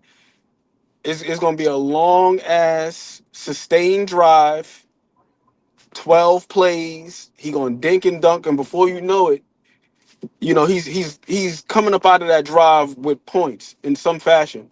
Whether he kick a field goal or he score a touchdown, he's going to score. Now, you, on the other hand, you try to make these big explosive plays, and you coming up blank. Right. And Devin Haney is okay with that. But when Devin Haney is opening up, just by virtue of his mechanics, there are plenty of opportunities there. Now, I don't think with Brian Norman Jr., the issue was athleticism. I think it was more so composure. And then also a lack of a setup. Like, for example, we all know that Devin Haney, when he slips, he's going to slip primarily to what side? Right. To the right. So, with that being said, why the hell are you going out there just trying to press him out and wing big hooks? You should be throwing something to get him to slip to his right. Maybe start it off with a jab and then follow it up with the right hand. How many 1-2s did we see the man throw? How many double jab right hands did we see him throw? I don't think the issue was Brian Norman Jr.'s his athleticism or lack thereof. I think it was just poor game planning. Yeah. And then not only that, but just poor execution. Because all of the same looks that were present in the Ryan fight when he was getting punched on, the same shit was there. The bow and arrow still there, so that means that he still got that vacancy. He's still susceptible to being caught with a left hook if you time him. But if you notice the difference with Ryan Garcia, and I know people say, well, the speed. No, it wasn't the speed. If you look at damn near every left hook that Ryan Garcia threw, what did he do before he threw the left hook? He probed. If he's probing, what does that mean? That means he's measuring, making sure, all right, before I let this motherfucker go, he's going to be in range. Brian Norman Jr. wasn't doing that. He wasn't jabbing before the hook. He wasn't probing before the hook. He wasn't measuring, wasn't making sure that the distance was right. He was just leaping off his feet. And if you loading up, he's going to see that shit from a mile away. And what are you going to do? He's just going to hop out of range and reset that bitch. And then now you got to try all over again. Ryan Garcia, to his credit, or should I say maybe to Derrick James's credit, he made sure that he was in range before he let that left hook go. touched him twice. Probe, let the left hook go. It's that simple. But the same looks, the same things, all of these things were available. They were all present. But here's the thing. You got to be able to execute. It doesn't matter what's present if you can't exploit it. Right. But when you look at the totality of the fight, who got the result? That was Devin Haney. And then also, who had the biggest moment of the fight? Devin Haney with the knockdown. It just seems like, oh, nah, he just completely did this, that, and the third, and they were just levels apart. It's like, nah. One guy was more, what's the name?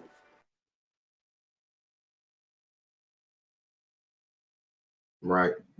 And yeah, I don't know how you what's the odds on it. You see Superman, what it do? Square, bro. Hit the like button, y'all. Sub to the channel, all that good stuff. You see this is a 50-50, Devin and Boots.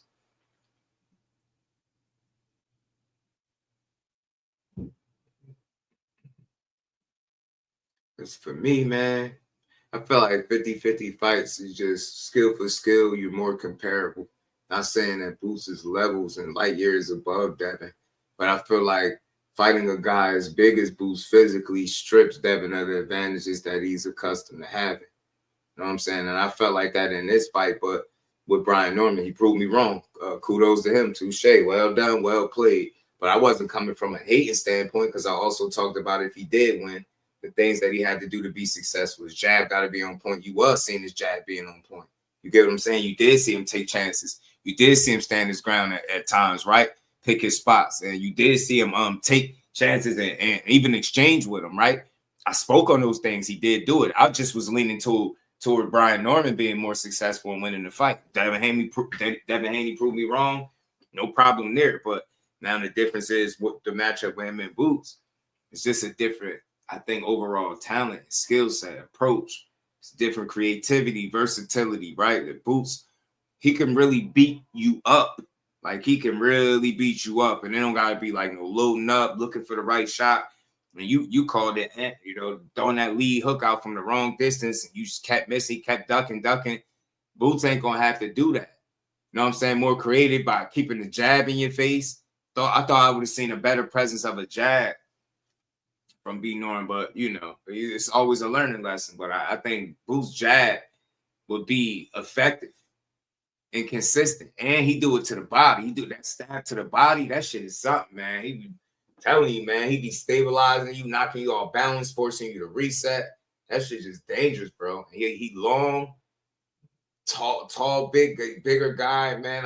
Shit.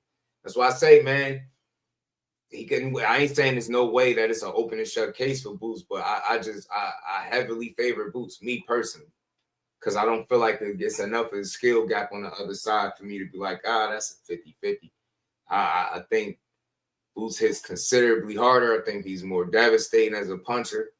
I think the temperament is totally different too, and I think ultimately that could be a deciding factor too. Bit of an X factor is temperament, bro. Boots want to fuck you up. He's not going in there to play. He's not going to have you hurt and let you off the hook. But credit to Devin, because he had Norman hurt and he went for it. And I enjoy seeing that energy from him. Like, man, he was letting hands go. He was like, I got him hurt. I'm trying to get him. He was trying to knock him out. He was trying to stop him in that second round. It was fun to see that moment from him. So I just want to be clear. When I say this, I'm not coming from a place of hating or doubting him, man. That dude proved me wrong once. I bet, not bet against him, but I picked against him once. I was wrong. I could be wrong here. Maybe he goes out there and shows Boots, look, it's levels, right? As he always say. But that's a really tough fight for him, I think. And some people are able to admit it, like the biggest fans of Devin Haney, but some of them are very confident in their guy too. So I respect it on both ends. Some people like, nah, man. This dude proven he accomplished. He look what he just did to Norman. They doubted him against that. But just like imagine Ryan and Boots. Imagine Ryan and Boots. I don't like that. I'm not trying to triangle theory, but just imagine Ryan and Boots. imagine Ryan putting Boots down 3 times. How we'd start looking at Boots. I know he cheated. I gotta always throw that in there for the people so they don't feel like I'm just ignoring it. But there you go. Right? Just imagine that shit. No, man, it's just a different fight, man. It's just a different fight. You got to be prepared in a different way. And all I'm saying is every tool that I feel like he got in his arsenal and his tool shed, he'll have to use it against Boots Ennis. It won't be no, no half step in it. It won't be no half step in it. Won't be no half step in it. It will not be no half step in it. How you gonna get in there and try to do work, do damage? Combinations, yeah, punching in combination.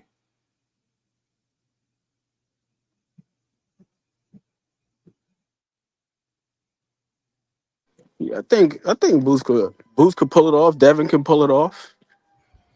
Just got to be very I would say the margin is a little bit different for Boots though. Mm-hmm. T-Mac, what it do? That bow and arrow jab with no right guard and the flaw with it can set up traps. Yeah. Yeah, I feel like his flaws would be detrimental in that fight. Cornelius was good. Like, it's certain mistakes that you make that you just wouldn't need. It wouldn't be in your best interest to make it against Sharon Ennis, bro. I feel like he just got a multitude of ways to get you going. I do. And it's just a lot to deal with. We've seen it before. And I know people wrong. Well, Karen. All right. I keep talking about Karen, thinking everybody Karen and got the approach of Karen. Karen was very brave in areas where I'm not sure everybody would be that brave with Boots in front of him. So I could win the lottery. He just I literally think Dad would have to really stay on the outside all night and hope that worked, because he ain't even a longer guy in this state, in this situation, I don't believe either. So that'll be risky. You know what I mean? In and of itself, that'll be tricky. Crazy. That is crazy. It's crazy, man. It's a good fight, though. And shout out to Adams Boxing Show. I like his tweets, man. He put up real posts, real interactions, real engagement. So I believe Devin Haney versus Jerron Ennis, 154 catch weight will be the next fight to cause the next Twitter X war amongst fans. Two experienced fighters with the elite level talent that are the same age. Devin will probably feast on the weak welterweight division first, but this is the big headline U.S. fight that will make people leave the cookout early.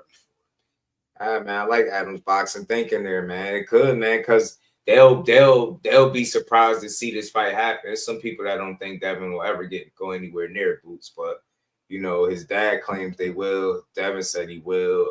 They said they would have fought him, but at 47, not the catch weight. And maybe that opportunity to present itself down the line. Maybe so. You know what I'm saying? Maybe so. Can't wait for Boots versus Haney. Anthony was good. Shit, if we ever get it, I'd be surprised. But anything, I mean, we've seen anything. I guess I wouldn't really be all that surprised, right? Because we've seen everything in boxing. Seen a little bit of everything. Let's keep rolling, man. I wanted to play Bill Haney. He went on an interview with Ariel Helwani just the other day. And he has said some things that caught my attention for sure. They done found their tongue again at 47. Now they back calling guys out. They back calling certain names and speaking about certain names and fighting certain guys. Said, okay, Bill. Okay, now I'm saying beating Norm got them brave, man. They like, yeah, we could beat everybody. I want to see though, G. Let's get to this though. I can't see it. Yeah, man. I think do Devin Haney got a chance? Absolutely. But I just think I lean towards Boots, and I could be wrong. I've been wrong before. Shit, Devin Haney could very well just prove me wrong again. Bill Haney, who is kind enough to join us right here and now. Yes, there he is. Hello, Bill. How are you? Hey, thank you for having me, man. Listen, it's always a pleasure when I come on here on the Ariel Helwani show. Well, I appreciate that. I was worried that you were ducking us because initially you were supposed to come in studio. I was looking forward to a face-to-face. Well, wait a minute now. You wanted me to come in here. I came in smooth. You mentioned the wrong word, duck. when it's in relation to Devin Haney. You see, I got the DHP on here. That's right. Ariel, who sent you? And I want you to ask the tough questions because we don't got a whole lot of time. Okay. And listen, I'm here representing Debo, and he's Deboing the entire. Hey, look, yo, I always say this, bro. I'm a supporter of that. Certain fights that I deem that are dangerous for a guy. He just proved me wrong that he was able to win one of those fights that I deem dangerous. But the difference is with that other one, I'm not totally shocked by the outcome because he was able to show his separation and skill and utilize that experience that he gained fighting those fights against Brian Norman. He fought a smart fight, discipline. You couldn't miss me with all that. Oh, it was boring. I get it. Y'all people looking for drag him out type of fights, but nah, he had a dangerous guy. He neutralized his best weapons. That interview came to mind when Devin Haney was talking about handicapping guys. That's something that I felt like he was able to do in that fight, and he showed it, man. I was like, it's one thing to knock somebody or to pick and think a guy gonna lose, and then they show you otherwise, and you still so much of a hater, or you just can't be honest with yourself. And I'm like, nah, that is a good performance right there. It missed me with all the, I'm not asking for pure boxers to knock guys out, but shit, the only knockdown in the fight came from him, and that shit was legit. They were saying flash knockdown. I thought that he sat down on them punches, man. Steph, what's good, bro? What's up, family? I'm good, man. I'm chilling. Happy Thursday. What's up, Ant? Always good to see you in the building. Eugene Haney runs the holds.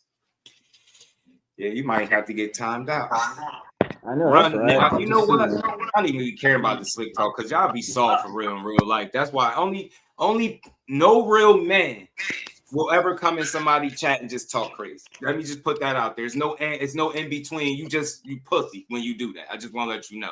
But I love a good conversation because you show me the fights where Haney did all this running. I love this because he been deemed a runner. And Shakur is the run. They the runners. Where these fights? Haney got about what, 31, 32 fights? Where's them fights that I can go to that shows me the runner that he is? I need to know this shit. I need to know. I really do, because I've watched the career. I can't find the fights that y'all be talking about he do all this running. The holding shit started with Cambosis. They put that weak-ass clinch counter. I get it. I'm not a fan of excessive clinching either, but I understand it. I understand what he was doing, and he beat that man ass. That was something he needed to get the job done, and he used it. Simple. But what is running shit? Who he be running from? Who's these guys? What fights? I'm telling you, I've never seen Devin Haney in the ring and running from somebody like running, scary. I haven't seen that, bro. And all right, Ramirez, that's the anomaly. Sit that shit to the side. But I'm talking about where the real fights at, bro, where he out there and he running. He didn't even run from Ryan, and he probably should have. You get what I'm saying? I just don't like false narratives against the fighters. You don't like them? Say that. I respect people more for saying, yo, I don't really like Devin Haney's style. He ain't my cup of tea, but don't put the narratives on him. He ain't running, just like they did when they said he was Cheney. I think that's bullshit. Pillow fisted. The last two opponents I heard say that to him, he dropped both of them. Dead serious. You can't make this shit up. So I don't want to hear these narratives no more, man. If you don't like a guy, how he fight, cool. But that guy ain't no runner, man. He didn't run. He didn't just run against Norman. That wasn't running.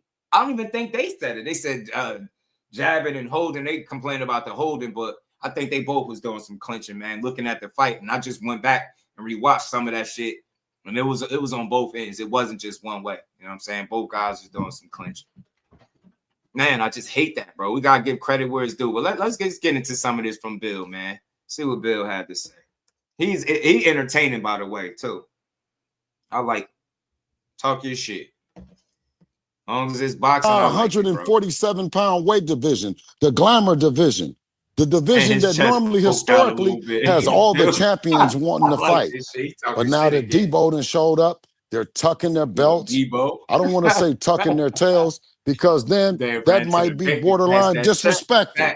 But being that you started it off already, let's get to it, Ariel. No. What's going on? And by the way, I don't want that smoke. I was excited to have you in studio, so I don't want any heat with the great Bill Haney. Trust me on that. Who's Debo, by the way? Who are you referring to there? Man, listen, the guy, Debo himself, Devin the Dream Haney. Okay. And he's been deboing the sport of boxing for quite some time. It built up some momentum, and I was trying to figure out. Now I don't know if you remember the character, but sure, in the movie Friday. Yes, of course, yeah. Well, I mean, listen, when he showed up, what did they do? They started putting away their jury. All of a sudden, nobody was doing nothing. Everybody was kicking back. Everybody had something else to do, and it sounds kind of like Rolly Romero. Where did he go and where was he talking? Listen, I've been to every buffet, every smorgasbord, and I know he's lurking, sitting around there, because if he was hungry and he was really the fighter that I know Rolly Romero to be, he would be stepping up to this opportunity to unify in the division. We want the ring belt. Listen, I got to go in there and tell you, we want the ring belt. We should have gotten it when we fought Brian Norman after that performance, and everybody was scared and they was quiet and they had bet against Dev. And guess what? Now they're even more quiet. What are they betting on now, Ariel? Okay, so there's so many people that we can respond to here. First, let me ask you about the performance against Brian. I mean, look, he listen, Bill Haney back talking shit. It's fun to me. I don't know about y'all, especially when it's all boxing. I love the little Devo Dev shit that he pushing. Look, I'm here for this shit. I like the fact that Dad proved me wrong. I told y'all in real time. Sometimes I like to be proven wrong because my thought was like, damn, from Ramirez to what he showed against Norman, I didn't know that was, I didn't say it wasn't possible, but I didn't think it was likely, right? I was thinking more like, you're going to have to gradually, use these fights to get back to Devin Haney and to see you go out there. And again, this is why him and Bill, I give them credit because the fight had a lot of danger in it, but they do homework. These dudes, I said this before, man, they take calculated risks. And I mean that in a respectful manner. They're smart. They seen that people like, man, this dude dangerous. They caught him after the knockout when he knocked memory out of person. And they went and fought him and beat him. It's really nothing you can say. You can't walk it back and try to be like, Brian Norman is not good. You can say he inexperienced and stuff like that. I think that's fair. But to just try to say he a bum and completely dismiss him because he lost is like, that's crazy. Nah. He was inexperienced. Devin had the experience over him, and he showed it. And he had the game plan. And even Brian Norman Sr. gave him credit for their game plan. Said, man, hey, that shit worked. It even got Norman Sr. saying, yo, he beats Boots, So I think that's high praise, man. Respect to the Haneys, man. I'm glad he back talking shit. Make the fights, man. You know what I'm saying? Make the fights, Bill. Make the fights. I'm with it. Brian Norman, just a couple of weeks ago in Riyadh, were you happy with your son's performance? If you hated Brian Norman so much, I thought you guys loved him. We would have stopped him. We would have laid him out. We would have applied even more pressure. But when he was on his back and Devin stood over him, I thought that you guys would have been happy with that. But now I see that everybody is saying blood, blood, blood. Listen, let's not get any more graphic because we want it to get out to all the listeners that what's really going on. I mean, what kind of performance when you step up? You fight a champion in George Kambosos over in Australia. I mean, listen, let's be honest. Lomachenko ducked the fade. Lomachenko didn't want to go to Australia after George Kambosos put that hellacious ass whipping on Teofimo Lopez. And now we're building Teofimo Lopez up to be the guy that he is. Okay, I don't have any problem with it. May him and Shakur fight for the 140-pound title. And whenever they get through, the 147-pound division is filled with a bunch of smoke, and it's Devin the Dream Haney, a.k.a. Debo. Now. Okay. Let me ask you, when you're watching your son's fight, when you're living it, again, you're reliving it, you're watching it, you're enjoying the performance against Brian Norman, I thought it was phenomenal, and I have great respect and admiration for your son. And they keep cutting to Conor Benn yawning and sleeping on Eddie Hearn's shoulders. How do you feel about that? Well, I didn't know. I didn't know what kind of, you know what I mean? I'm a guy that's I'm open to a lot of things. I don't know if that was a section where it was the soft porn. I don't know what was going on, but it looked real suspect to me. It didn't look like energy coming from a real UK fighter during a fight. Now, listen, when you got a chance to see all the different, Man, I don't know why people be mad. This dude be having fun. He got this WWE kind of, it's a microphone in front of me, but it's not kind of. He said, I don't know if this was the soft porn. Like, this man is a fool, man. I love it, man. It's entertaining, Just keep keep pushing, bro, because they try to write the Haneys off, and y'all know, don't get me picking Brian Norman confused with me riding with Devin Haney through all the slander that he's receiving. Remember, this is the side of it that I like to see, because I wasn't the only one proven wrong. It was a lot more people, way more wrong than me. You know what I'm saying? They thought it was over. So he breathed a whole different life into his career with that win. And now you hear Bill talking about the winner potentially is Shakur and Tio fighting Devin at 47. That's why this conversation keep coming back up. But y'all got any comments? Before I go, I don't want to make sure y'all got to respond if y'all want to. You go ahead. Go ahead. I'm listening to Bill. Good.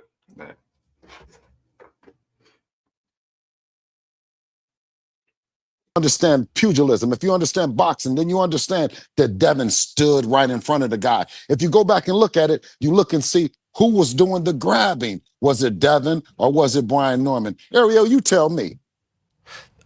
Listen, I thought it was a great performance when he knocked him down. I thought it was huge. It would have been great to get the stoppage, but I thought it was a systematic, dominant beatdown of a guy that everyone thought would knock him out, would knock out your son. Thank you, sir. Thank you, sir. Yes. Now, who was doing the grabbing? If you go back and look at the film, it was Brian Norman, the one that was doing the grabbing, and it was Devin that we kept yelling, "Chip away, champ, chip away." And every time Devin, he would get boom, boom, boom, boom. He was stealing. And you know, Brian Norman Jr. came out and Brian Norman Sr. came out and said that it was. You know, and you listen to what people say, what they don't say, and what they never will say. When they first came out, and what he said was it was a masterful performance. Devin did what we said we were going to do. We were going to handicap him, and then we were going to show him that it was levels above it. So when you talk about a champion, you talk about who Brian Norman is and being a young fighter and all that. Where was the urgency? Where was the urgency? We know we had administered the maximum punishment and put him down, and we had took away the fight in him, and his dad was asking for something that he couldn't do, but no different than him, no different than Lomachenko. In the 12th round, what's happening? What's going on? We've beaten the will out of him. When I said that Devin has fought, let me go back to the first champion in George Kambosos. He hurt him over in Australia. And went and did the job that nobody wanted to do, including Teofimo Lopez in the rematch. Then we stepped up to Regis Prograis, another fighter that they said was dangerous and who would want to fight him, right? Hurt him too. Then Brian Norman, P. Norm the Storm, that they said that he was going to get caught in. And what happened? He hurt him too. Well, where did things go wrong with you and Eddie Hearn? At one time, you guys were like two peas in a pod. Where did things go wrong? There's nothing going wrong when you have the Hearn family, and then you have no other than the great the Hearns and the other British promoter, distinguished gentleman, the Warren family. Yeah. You have a little bit of the Hearns and the Haney family, right? And whatever that he's talking about, I'm sure that we can settle it with our fighters in the ring and make for a great event. But when he starts down talking, he starts saying all the wrong talking points to get the I should say, what we call those guys that don't understand boxing, that just believe in the bullshit. Knuckleheads. How about when he gets the knuckleheads involved and talk about it's a snooze fest and it's all these other things? Come on, man. Be honest to the people. What you witnessed was a masterclass performance. You saw a technician disarm a puncher, a very athletic and determined puncher, and we handicapped him. Do you have any idea how Turki Al-Sheikh felt about the fight? Because when Eddie was asked about it, he said no comment. Eddie was asked, what did Turki say about the fight? He said no comment. Why would you ask? I didn't ask him. Eddie. I haven't asked him. I saw interviews of him. I didn't ask him. Well, listen, everyone knows that Turki speaks for himself. We don't do any speaking. No one speaks for Turki. And when you do the little ad libs and all that shit, you know what I mean? You lead the people. You lead the people to believe. You lead the people to believe. What's happening?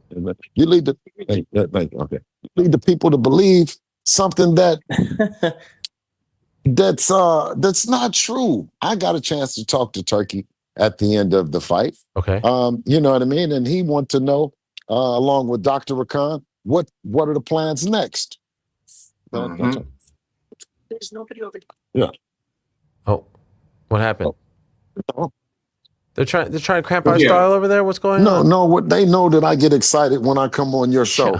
You know what I mean? So they're gonna find a place for me right back here where I can give you all the energy that you need. I appreciate that. Yeah, we don't want to stifle you. So could you tell us? Could you answer that question for us? The question they asked you. What is the plan? What do you hope your son does next?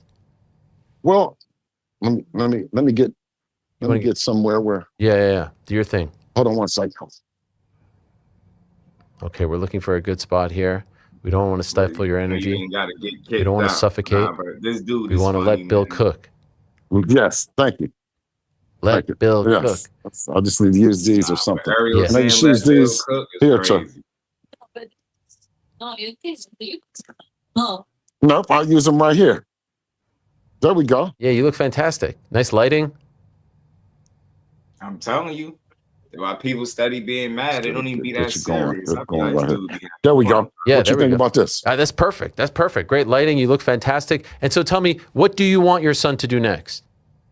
Well, the one thing that you do as a champion, you give the other champions an opportunity to unify, right? And a perfect world, right? Where you do exactly what we would be wanting the champion in the division, to give us an opportunity to be ring champion, the baddest man in the division, so on and so forth. I was going to ask, are you Haney? Yes. Oh, what's up, man? Hey, man. Your son all the time. Hey, thank you, man. Nice to meet you, man. Look at you, man of the Appreciate people. you. Man of the people, Bill Haney. Absolutely. Listen, and this is what it's like. This is what you tell all the fighters, the fathers and trainers, and don't listen to what they're saying. What you get is you get respect and you get admiration from the people for doing what's in your heart is to try to make the best fights that define your fighter's legacy, defines what kind of fighter he is. And you talk about Devin, you talk about all the smoke. What do you make of yesterday, the WBC announcing that Conor Benn is the #1 contender to Mario Barrios' title? Well, Conor, since when have we been talking about contenders? We talking about Devin. How many champions has Devin fought? I know. Ariel, you've been how many? A lot, huh? A lot, yes. 2, 3, 4, 5, 6, 7, I believe. The ultimate promoter. Right? And we talk about 3.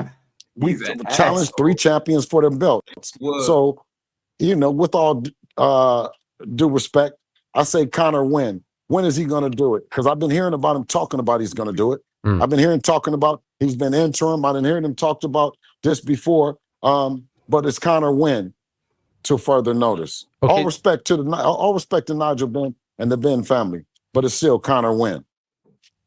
Ryan Garcia coming off a loss, and it sounds like he's in line to fight Mario in February. How do you feel about that? Well, why would we be concerned about the losers bracket? If you give us a losers bracket, and then you say we took an easy pickings. We want the guy that beat him. See what I'm saying? We beat you to the punch. We didn't, the question you was going to ask, well, what about this guy coming off a loss to fight this guy that come off a controversial? Hey, man, listen, give us the winner. First, you gave us the guy that had put the guy in the hospital and lost his memory. Then we said, instead of the guy that's the hook and all this other stuff, give us the winner. Rolly Romero. Okay. Real quick behind the hands, I see what you're saying. A lot of the father trainers are developing their approach all Bill.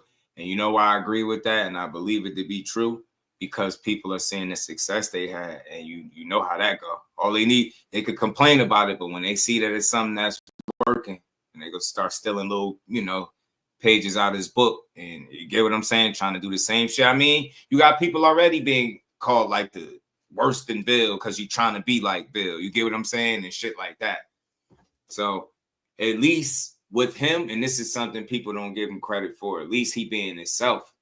Because I can't say that I look like somebody else and be like, yo, Bill trying to be like that. Nah, he figured it out. He told us along the way. He learned on the job, and I think he got to a point where he feel like he's figured it out. Him and his son, they work cohesively. You don't really see too much back and forth with them. They always smiling, rocking with each other. it's a good thing to see, man. It's not gonna all be perfect, but I think if you just stop looking for a reason to dislike somebody, you can really focus on what they bring to the sport, man. It's good entertainment, bro. You might not like his son, but the more people say they don't like him, and the further he go, God, that says plenty about him. Says a lot about him.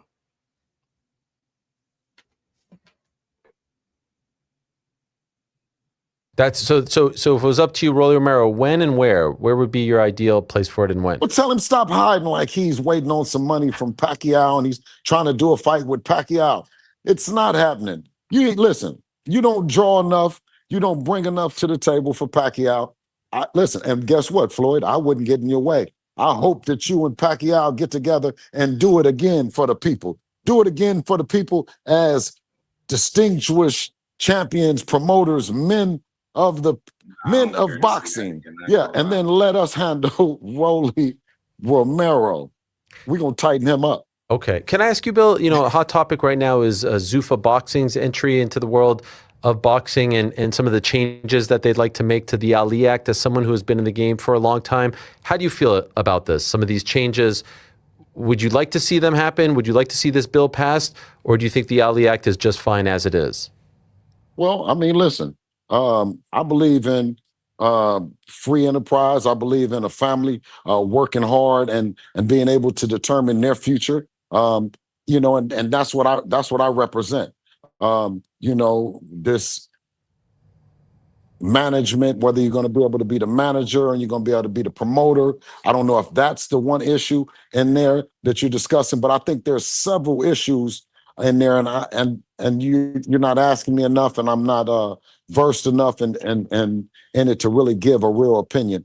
I know that boxing right now, for us, and what we represent for other families, you know what I mean? They can't stop. They can't stop you, man. Shout out to Jusdueboxing and everything that they're gonna come in the game and do. We've watched, Showtime. We've watched HBO. We got Matchroom. We got DAZN. You have Turkey Al-Sheikh coming. So new players in the game brings new life to the business. So I'm all for it. But Dana White has said that he does not want to mess with the WBC title, IBF. He wants his own title and the ring title. They'll recognize that one. Well, Debo is coming to get that one too. Okay. So Debo is in, you listen, you make it a title and you make it a title of significance. The people value and the people say it's something, and Debo is coming to get it. He wants to come get the WBC, the WBC, the WBA, the IBF, and the ring. But right now, we got our eyes set on Rolly Romero and that ring belt and that WBA that he's holding on tight to. Part of the reason why I asked this is I'm sure you saw Terence Crawford had his WBC title taken away. Mauricio Suleiman saying he isn't complying with the fees. They dropped the rate down. He's not answering them. And this is part of the stuff that Dana White talks about. He's like, enough of this stuff. Like, there needs to be an evolution in the sport. How do you feel about that? How do you feel about the fees that are imposed on the champions that they have to pay to these sanctioning bodies when they become champions? Seems like we've been paying the fees for so long that it's just a part of boxing. It's a part of what we've learned to our path to the Mount Rushmore of boxing. Now here you go and say, okay, well, you get these other titles, you get these other things, and we want them too. You know what I mean? Like, we don't say that, the IBF doesn't mean anything. No, we know that the IBF, the WBC, the WBA, the WBO, they all hold weight. And guess where they hold the weight at? At the Haneys house. And we're ready to bring them all in. And if you want to start a new one up, if it's the Zuffa belt and whatever other belt that we're going to bring, we'll take that too. Just this week, Bill, Subriel Matias, Janabek, PED violations. You lived through the Ryan Garcia situation. Is there, and that's just one of many, is there a PED problem in boxing in your opinion? Well, it wasn't a PED problem, just a year ago. You know what I mean? We weren't asking those questions. So now I'm here I don't want to talk about the PEDs. I don't want to go down there. I want to stay focused with becoming a lineal champion. That's fair. I'm just saying your son was a victim of this, right? Your son was hurt by this, and we're seeing a lot of names pop up that are getting caught, that are getting slapped on the wrist, that are getting fines, suspensions, etc. And so, again, as someone who is well respected and has been around for a very long time, do you feel like there needs to be stricter drug testing? Do you think that there needs to be more of a violation attached to these failures, hoping that people don't continue to do this? Because as you know, boxing is not a game. You can die in there. It's a very serious sport. Well, I mean, that's something that if you go back and you take a look at some of the things that I've been saying for the past year, you know what I mean? Then you got the information. But right now, let's stay focused. Okay. That Debo is a 3-division champion. And I want to ask, more importantly, if the fight doesn't happen with him and Rolly, where does that put Rolly, and how do you feel about Rolly and fighters that are taking that position in boxing? Come on, talk to him, Ariel. I want to hear how you feel. Well, I have to be honest. The Rolly fight is a good one because of the belt that he holds. I don't necessarily think that it's the highest profile one. Do you know what I mean? There are other names that we've discussed here that I would love to see your son fight against. I'd love to see him fight. Well, yes. Well, we have to take one or the other. Either we take the Tank Davis approach and we go high profile, and high profile means it, or we take the Devin Haney route and say legacy reigns supreme. Sure. Now, which one you want to go? But you cannot split your pants on the Ariel Hawani show. Let's go with to stand on business. Let's go with the former, because at the end of the day, you can't go to the bank and deposit legacy. Okay. Well, listen. For us, legacy, it reigns supreme. Legacy is what got us here. Legacy is what continues to pay you and what you've done in the sport, right? We know that there's the line is around the corner to fight an 8-division champion and Manny Pacquiao, a several division champion and Floyd Mayweather, Mike Tyson, youngest champion. So you can't tell me that the money doesn't come from the legacy. That's true. Listen, no. But you did a great job in trying to spin the narrative with a guy. With a guy that's heavily connected to the legacy fighters, the fighters on the Mount Rushmore boxing, the fighters that have really done it and accomplished the shit. And it didn't matter who had the belt. Guess what? They was coming to get it if he was the real deal. You told me I couldn't split the pants, so I had to pick one or the other. So I picked the legacy over. I'm sorry, I picked the prize fights, the big time fights over the legacy fights. Well, listen, I mean, you got a chance to do it, and then you have to stand on it. You stay over there, and where listen, at the end of the day, no one will necessarily remember the money part of it. I don't think my grandkids, you know what I mean, says, well, granddaddy had a bunch of money. You know what I mean? I don't think that lasts as long as that you compete. You compete fairly. You know what I mean? And that's what's going to last. What about Jack Catterall? He was saying that he wanted to fight your son. Jack who? Catterall. What did Jack? What did he do? What does he have? You know, he had a big win a couple of weeks ago on the undercard of the Conor Benn Chris Eubank fight. He's been in the game a while. He fought Regis Prograis not that long ago. He's had some fights. He's had some battles. Popular guy, trains with Boots Ennis's camp now. Okay, I have to look into him. You're not familiar. Okay, what about Lewis Crocker, the IBF champ?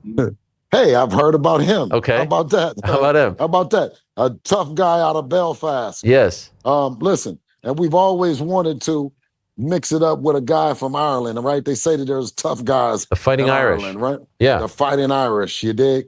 So, what better guy to take a good look at as a guy from Ireland that holds the belt? So, yeah, for sure, I'm very familiar with him. Do you think there's any chance in 2026, Bill, we see Haney Garcia too? That's the biggest one of them all. You know what? It's the biggest one when we say it is, and then they come in and they say it's not. They do a whole lot of planning. Who says it's not? Who says it's not? Well, I mean, you'll hear some things from De La Hoya sometimes. You hear things from Garcia, and not given what the fight really brings, right? And I say, let's be honest. It's a big fight, but it's a fight that both fighters need to come in, be focused, right? Promote, right? And of course, drug test. You know what I mean? Of course. And then it's a big fight. But I mean, you know, when you have a guy that's flighty and flaky and has proven to the world that he didn't win fairly. He came back and he looked like shit the next fight after. You know what I mean? So he still has a lot to prove. I think that, our main focus, right, right now is getting Rolly Romero in there. And that's, listen, and once again, I said is if they drop the hardware, if they drop the belts, we probably don't even pay attention to them. You know what I mean? It's the fact that Debo is more interested in the hardware that they carry than actually who they are.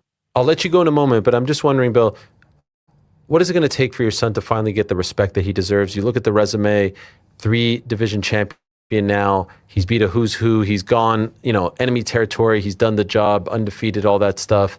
Why does it still feel like he doesn't get the respect that he deserves, especially at his age as well?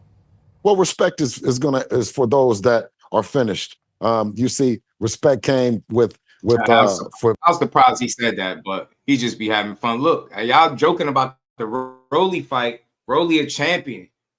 Like, that's where people just want to complain. I don't care if you don't think he's a good champion. Well, maybe that's why somebody need to go over there and take that shit up off his arm. He got a belt around his waist. Somebody need to go get it up off him. And if it's Devin or anybody else, I'm cool with it.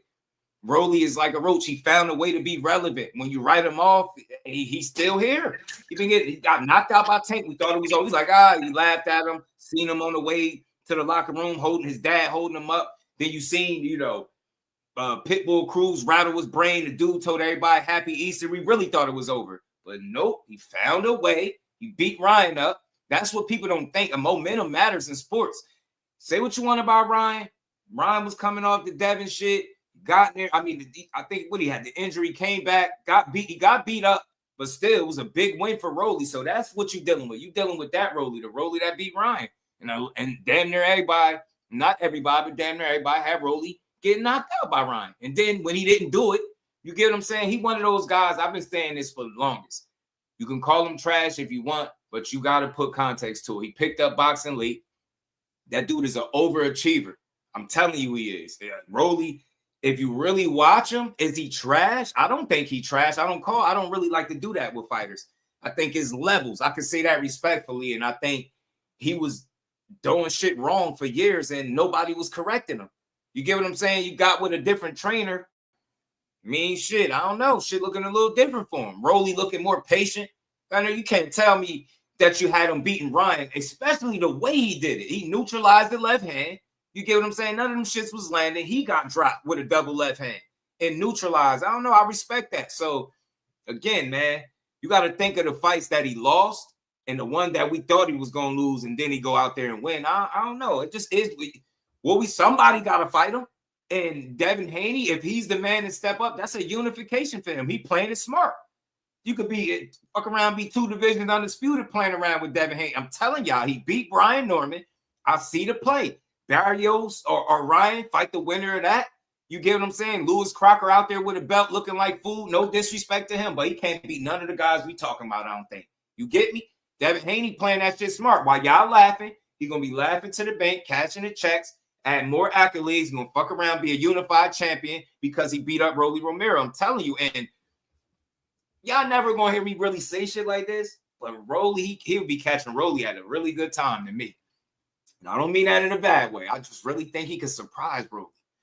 If I see some shit we ain't expecting to see, I'm telling you, some just tell me. So, look, I hope they can get Rolly in the ring. Why not? Because he unpredictable, and you just never know what could happen, right? But I definitely got Devin boxing that dude if they fight. Dank, what it do, homie? Shakur was smashed. Devin Haney, shout out to H. Buster. That Rolly situation it's like one of those Facebook situationship statuses. It's complicated. So you can say he's found a way to be relevant, but it also just highlights the political side of boxing, where this guy is getting these certain opportunities that other people won't get. A lot of other guys, they'll take a loss. They don't even got to get knocked out. Yeah, they're not going to be fighting in a damn title fight. And we've seen this happen with Rolly twice. The man got knocked out by Tank. Got knocked out by Pitbull. Damn near got knocked out by Big Watch, and his ass woke up in a damn title fight against Ryan. Garcia. That fight wasn't even supposed to be a title fight, but then the WBA, they probably saw them dollar signs. It was like, ooh. Right. So then now we're gonna turn this into this, and then also I'm pretty sure that they anticipated the vacancy that would be present in Boots' absence, because when they made that fight, because you know how that rule is, in order to be the super champion, this is how it's supposed to be. You're supposed to have 2 titles. You're supposed to have the WBA regular and another one. So then by virtue of that, it leaves a vacancy for the regular. Mm-hmm. So then now Yeah, this guy man, Rolly literally definitely- just waltzed into a damn title fight that wasn't supposed to be a title fight. So He it's definitely, tricky. It's used politics it's to his convoluted, advantage. man. Yeah, And he that's used what politics to a his good advantage. team is supposed to do. A good team is Mhm. supposed to put you in the best situations possible. I It's mean, not then for look, us to like these things. It's not for us to say whether or not he deserves it or whether or not these opportunities are coming with merit. you know what's That funny? shit don't matter. Politics like affected him in 2 different ways, right? On one, it saved him from a fight that it looked like he was going to lose, right? And then they put him in a fight that it looked like he was supposed to lose, right? And he went. Get what I'm saying? So he was supposed to lose against Big Watch. They bailed him out there. I feel like that was politics. That was the PBC. I don't even want to put them out, but you know what that was, bro. That old man. Because who was wants making an it rough. old ass 40-something-year-old champion Yes. from where's he from? Venezuela. This dude could hardly speak Yeah. English. You need somebody marketable because 3% of the purse, that's what matters. You want the big 3%. You don't want a little 3% off a big Exactly. watch. You need a guy that can go out there, talk cash shit, and deliver. So it just is what it is. We seeing it right now with Bud, right? The WBC situation. Mauricio talking about he want that little extra umph. Everybody else was cool with the tribute that Bud kicked out, but Mauricio's like, nah, we need that extra bread on top, and we try to take care of the fighters. And you pulled out the stat that only $17,000 were allocated to helping fighters. That's so what the crazy. hell is Mauricio talking about? To 10 million though. To 10 million in them couple years. That's not even close. That math ain't math at all, man. And I'm all for, seeing guys get help. But just like Andre Ward was saying, like we should be able to know where, or they should I say, I ain't the fighter. They should be able to know where that money going. Blaze was good with it. Yeah, they helped Rolly out against old man Barroso. Barroso ended up getting knocked out by But somebody in the else. defense of one team, Haney, it is not Devin's responsibility. It ain't Bill's responsibility to make sure that the guy who's holding the belt that they're going to alleviate upset belt has merit. That is not their responsibility. Hey, the man was a champion. Right. We whoop his ass. Now we're unified. That's it. And that's smart business. Mm-hmm. Right. WBC trying to recoup. I'm trying to tell you, Buzz stirred it up, man. Got them to ordering. They scrambling, ordering fights left and right. They're going to orders. They're going to get a unification. They're going to order it. And then Rolly ain't got no choice. They need to order that too while you at it. Since we just ordering fights. Behind the ass was good, bro. What's the deal? Emma Queen, my dog. That's my dog. Oh, I forgot to say what's up to Steph too, man. Hey, the reality I got some and big appreciation for my man Steph Brown. Shout out to Steph. and the reality is they come the way they doing that Bud is because the amount of money they're gonna lose from not having Canelo as the champion. Ain't nobody saying this, but if Canelo is paying 3%, we know what it looked like. And that's Bud. That's the facts. So not That's only are they why. not getting that, they ain't getting it on the other end either. Buzz screwed him twice. Beat the man that would pay him the money and then didn't pay him. To that point, though, you heard what Mauricio said. You see what the game plan is. This is the reason why they went ahead and ordered this fight. Prior to the fight that took place in July, where Edgar Berlanga got decimated. I hope he's doing well. But Hamza Shiraz had hinted at the fact of potentially fighting Canelo Alvarez. Now they're looking to throw him in there for the WBC belt, right? Against Christian and Billy. And then he was saying that Canelo would basically be waiting in the wing. So he's gonna end up fighting the winner of them. And then they're gonna get the belt right back to Canelo. And that 3% is gonna be hitting again like crack in 88. And because you got Bill on the screen, I got to make this point to the answer that he gave of that question. See, Bill has been fortunate enough to be, and this is class in session. Bill has been fortunate enough to be in situations where the promoter pays the sanctioning fees. So ain't nobody saying that. His whole deal with Top Rank was that they pick it up. So yeah, Bill gave a politically correct answer. Oh yeah, well, you've always had to pay him, blase, blase. And that's the right answer. That's true. But the reality of it is there are fighters out there where the promoter picks it up. Now back to the new GOAT. Bud don't have no promoter. It's coming out of Bud's pocket. So of course I'm not about to give you that extra oomph that Justice saying. I'm not giving you nothing more than what I'm giving you. You either take it or leave it. And see people overlooking his plight as a mercenary in boxing right now. He ain't signed over to nobody's promotional company.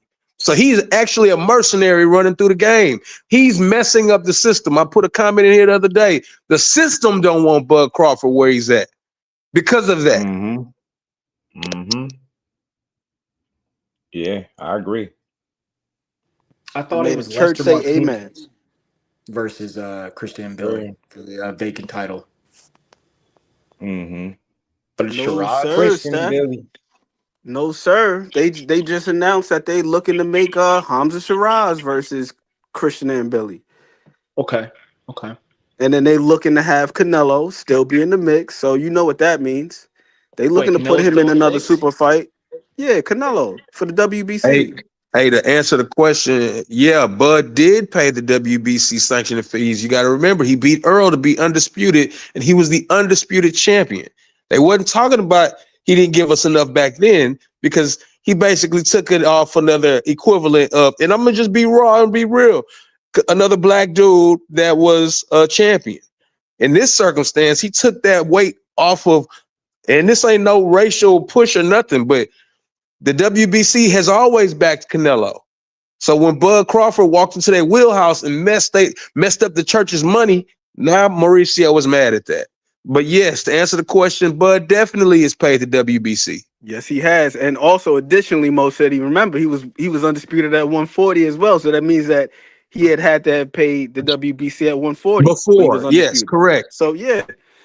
And he wasn't talking about the man's money there's then, never but been a then he fight problem Canelo thus all of a far. sudden. He made $50 million and Yes. 225,000 of the 300,000 was going to the fund to help the fighters. And you try to make this dude appear to be selfish and only out for himself and have zero regard for his fellow fighters.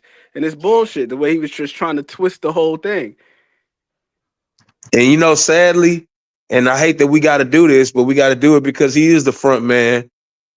Mauricio is not the belt. He runs the company of the name of the belt. He not the belt. And I think somewhere along the lines of him being wealthy and wanting the spotlight and trying to be further out than the rest of the other sanctioning bodies, he messed up. And I think, in my opinion, that was a bad move to go at a fighter, especially the fighter that's leading the game right now. That was a horrible move because what he's doing is pushing people into thinking more, and you don't want people out here thinking. Right. Did you hear Mauricio talking about him supposed to be trying to block him from fighting any other champion or something like that? Of course. That's what I'm saying. The way he going at Bud is silly. It's bad. It's a bad idea. Yeah, you're not supposed to fight. You're not supposed to find a bunch of fighters that don't respect Bud. That just don't happen. Right. Let me ask you, gentlemen, this though: does Bud necessarily need all the belts at 168 pounds? He don't need none of them belts because he ain't even gonna be at 168 pounds. Nope. That's what I figured. Right. So It wasn't a big deal. But why not just drop him? Yeah, I mean, but see, a lot of people stretch the term stripped. My boy, shout out to Roja in the comments. He's talking about the WBC gonna strip Roach. They supposed to. He 2 weight classes from that belt. Of course. WBA. WBA, that's right. They supposed to strip him. That's the way the game is supposed to go. But that right there is the right move. I even if y'all heard Bud's monologue he gave the other day, he didn't slight the last time he got stripped because he understood how it works. He wasn't hating on being stripped. That's not a problem. And see, people keep saying stripped. Really, what it is as a fighter, he dropped the belt without you knowing. That's the truth. It ain't got nothing to do with being stripped. You know what I'm saying? When somebody moved weight classes away from wherever they were, they clearly aren't trying to defend it. You know what I'm saying? But they like to say stripped because it belittles the fighter. It makes him look crazy. Yeah. It's that they ordered and Billy and Shiraz. They're not gonna say that Bud didn't care about keeping the belts. They're not gonna say that. They're gonna say we stripped it. Yeah. Mike Kirkland, what's going on, bro? How you feeling? That's like me leaving a watch outside that I don't want, and then somebody pick it up, and later on, everybody telling you that they robbed me. Right. Don't pay the fee, you get stripped, but he obviously didn't care. And this is the thing. Let's make sure we saying the right shit based off what Bud said. He did pay the fee. He paid the fee, but then he said he wanted more. Said everybody else was cool with what they got. He said Mauricio ass talking about he think he better than everybody else. He want more. He's like, ain't giving him nothing. Slap yourself. I love that energy. Facts. Y'all better go play with somebody else. Because the other organizations didn't come out and complain. Those other organizations didn't come out and complain about this man not paying them. And as bro already alluded to before, he's paid them over the years. It was never a complaint. Now all of a sudden the man gets in speculation his highest career payday, and you want some extra on top of it. And then also being stripped or being alleviated of your title because you don't have the intention of defending it, and being alleviated of your title because these people are trying to extort you are two different things. That shit is basically legal extortion. That's what if they you already are. got a set fee, hey, you get this much, but you trying to get something extra on top, that's extortion. Until fighters have some type of response of kickback that they get from these sanctioning fees, it is extortion. Right. That's like me going to McDonald's and I ate food there before, so I got to pay them. Shout out to Don being a member for 24 months. My God. 2 years, man. And as he's expressed, Bud Crawford, you got the one title, the Ring Magazine, which is free. And then not only that, but it's actually worth substantial money. That shit is real gold. It's worth over $180,000. Right. Yeah. Worst come to worst, you could cash that in. Yeah, if you ever face some financial hardship, be right back on your feet. Asking about why the ring belt is significant, but I guess it's depending on who you talking to. I heard Andre Ward say the very same shit Bud said, and one of the reasons that they like the ring belt is free.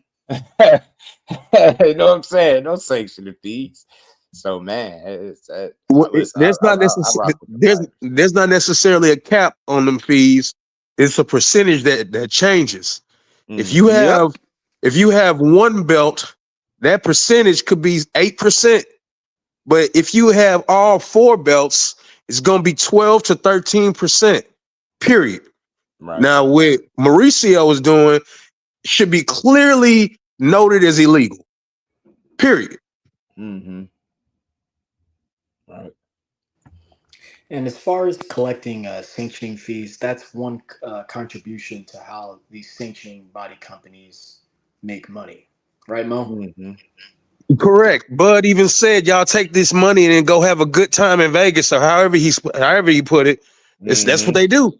Luxury hotels, all types luxury meals, hotels, all off the fighter. All types of shit. Trips off the dime of and I gotta go find it. This conversation ain't going nowhere no time soon with everybody talking about it, but I gotta go find where Andre Ward was talking about it, because he was saying some real shit too. Like, bro, allow us the opportunity to opt into it.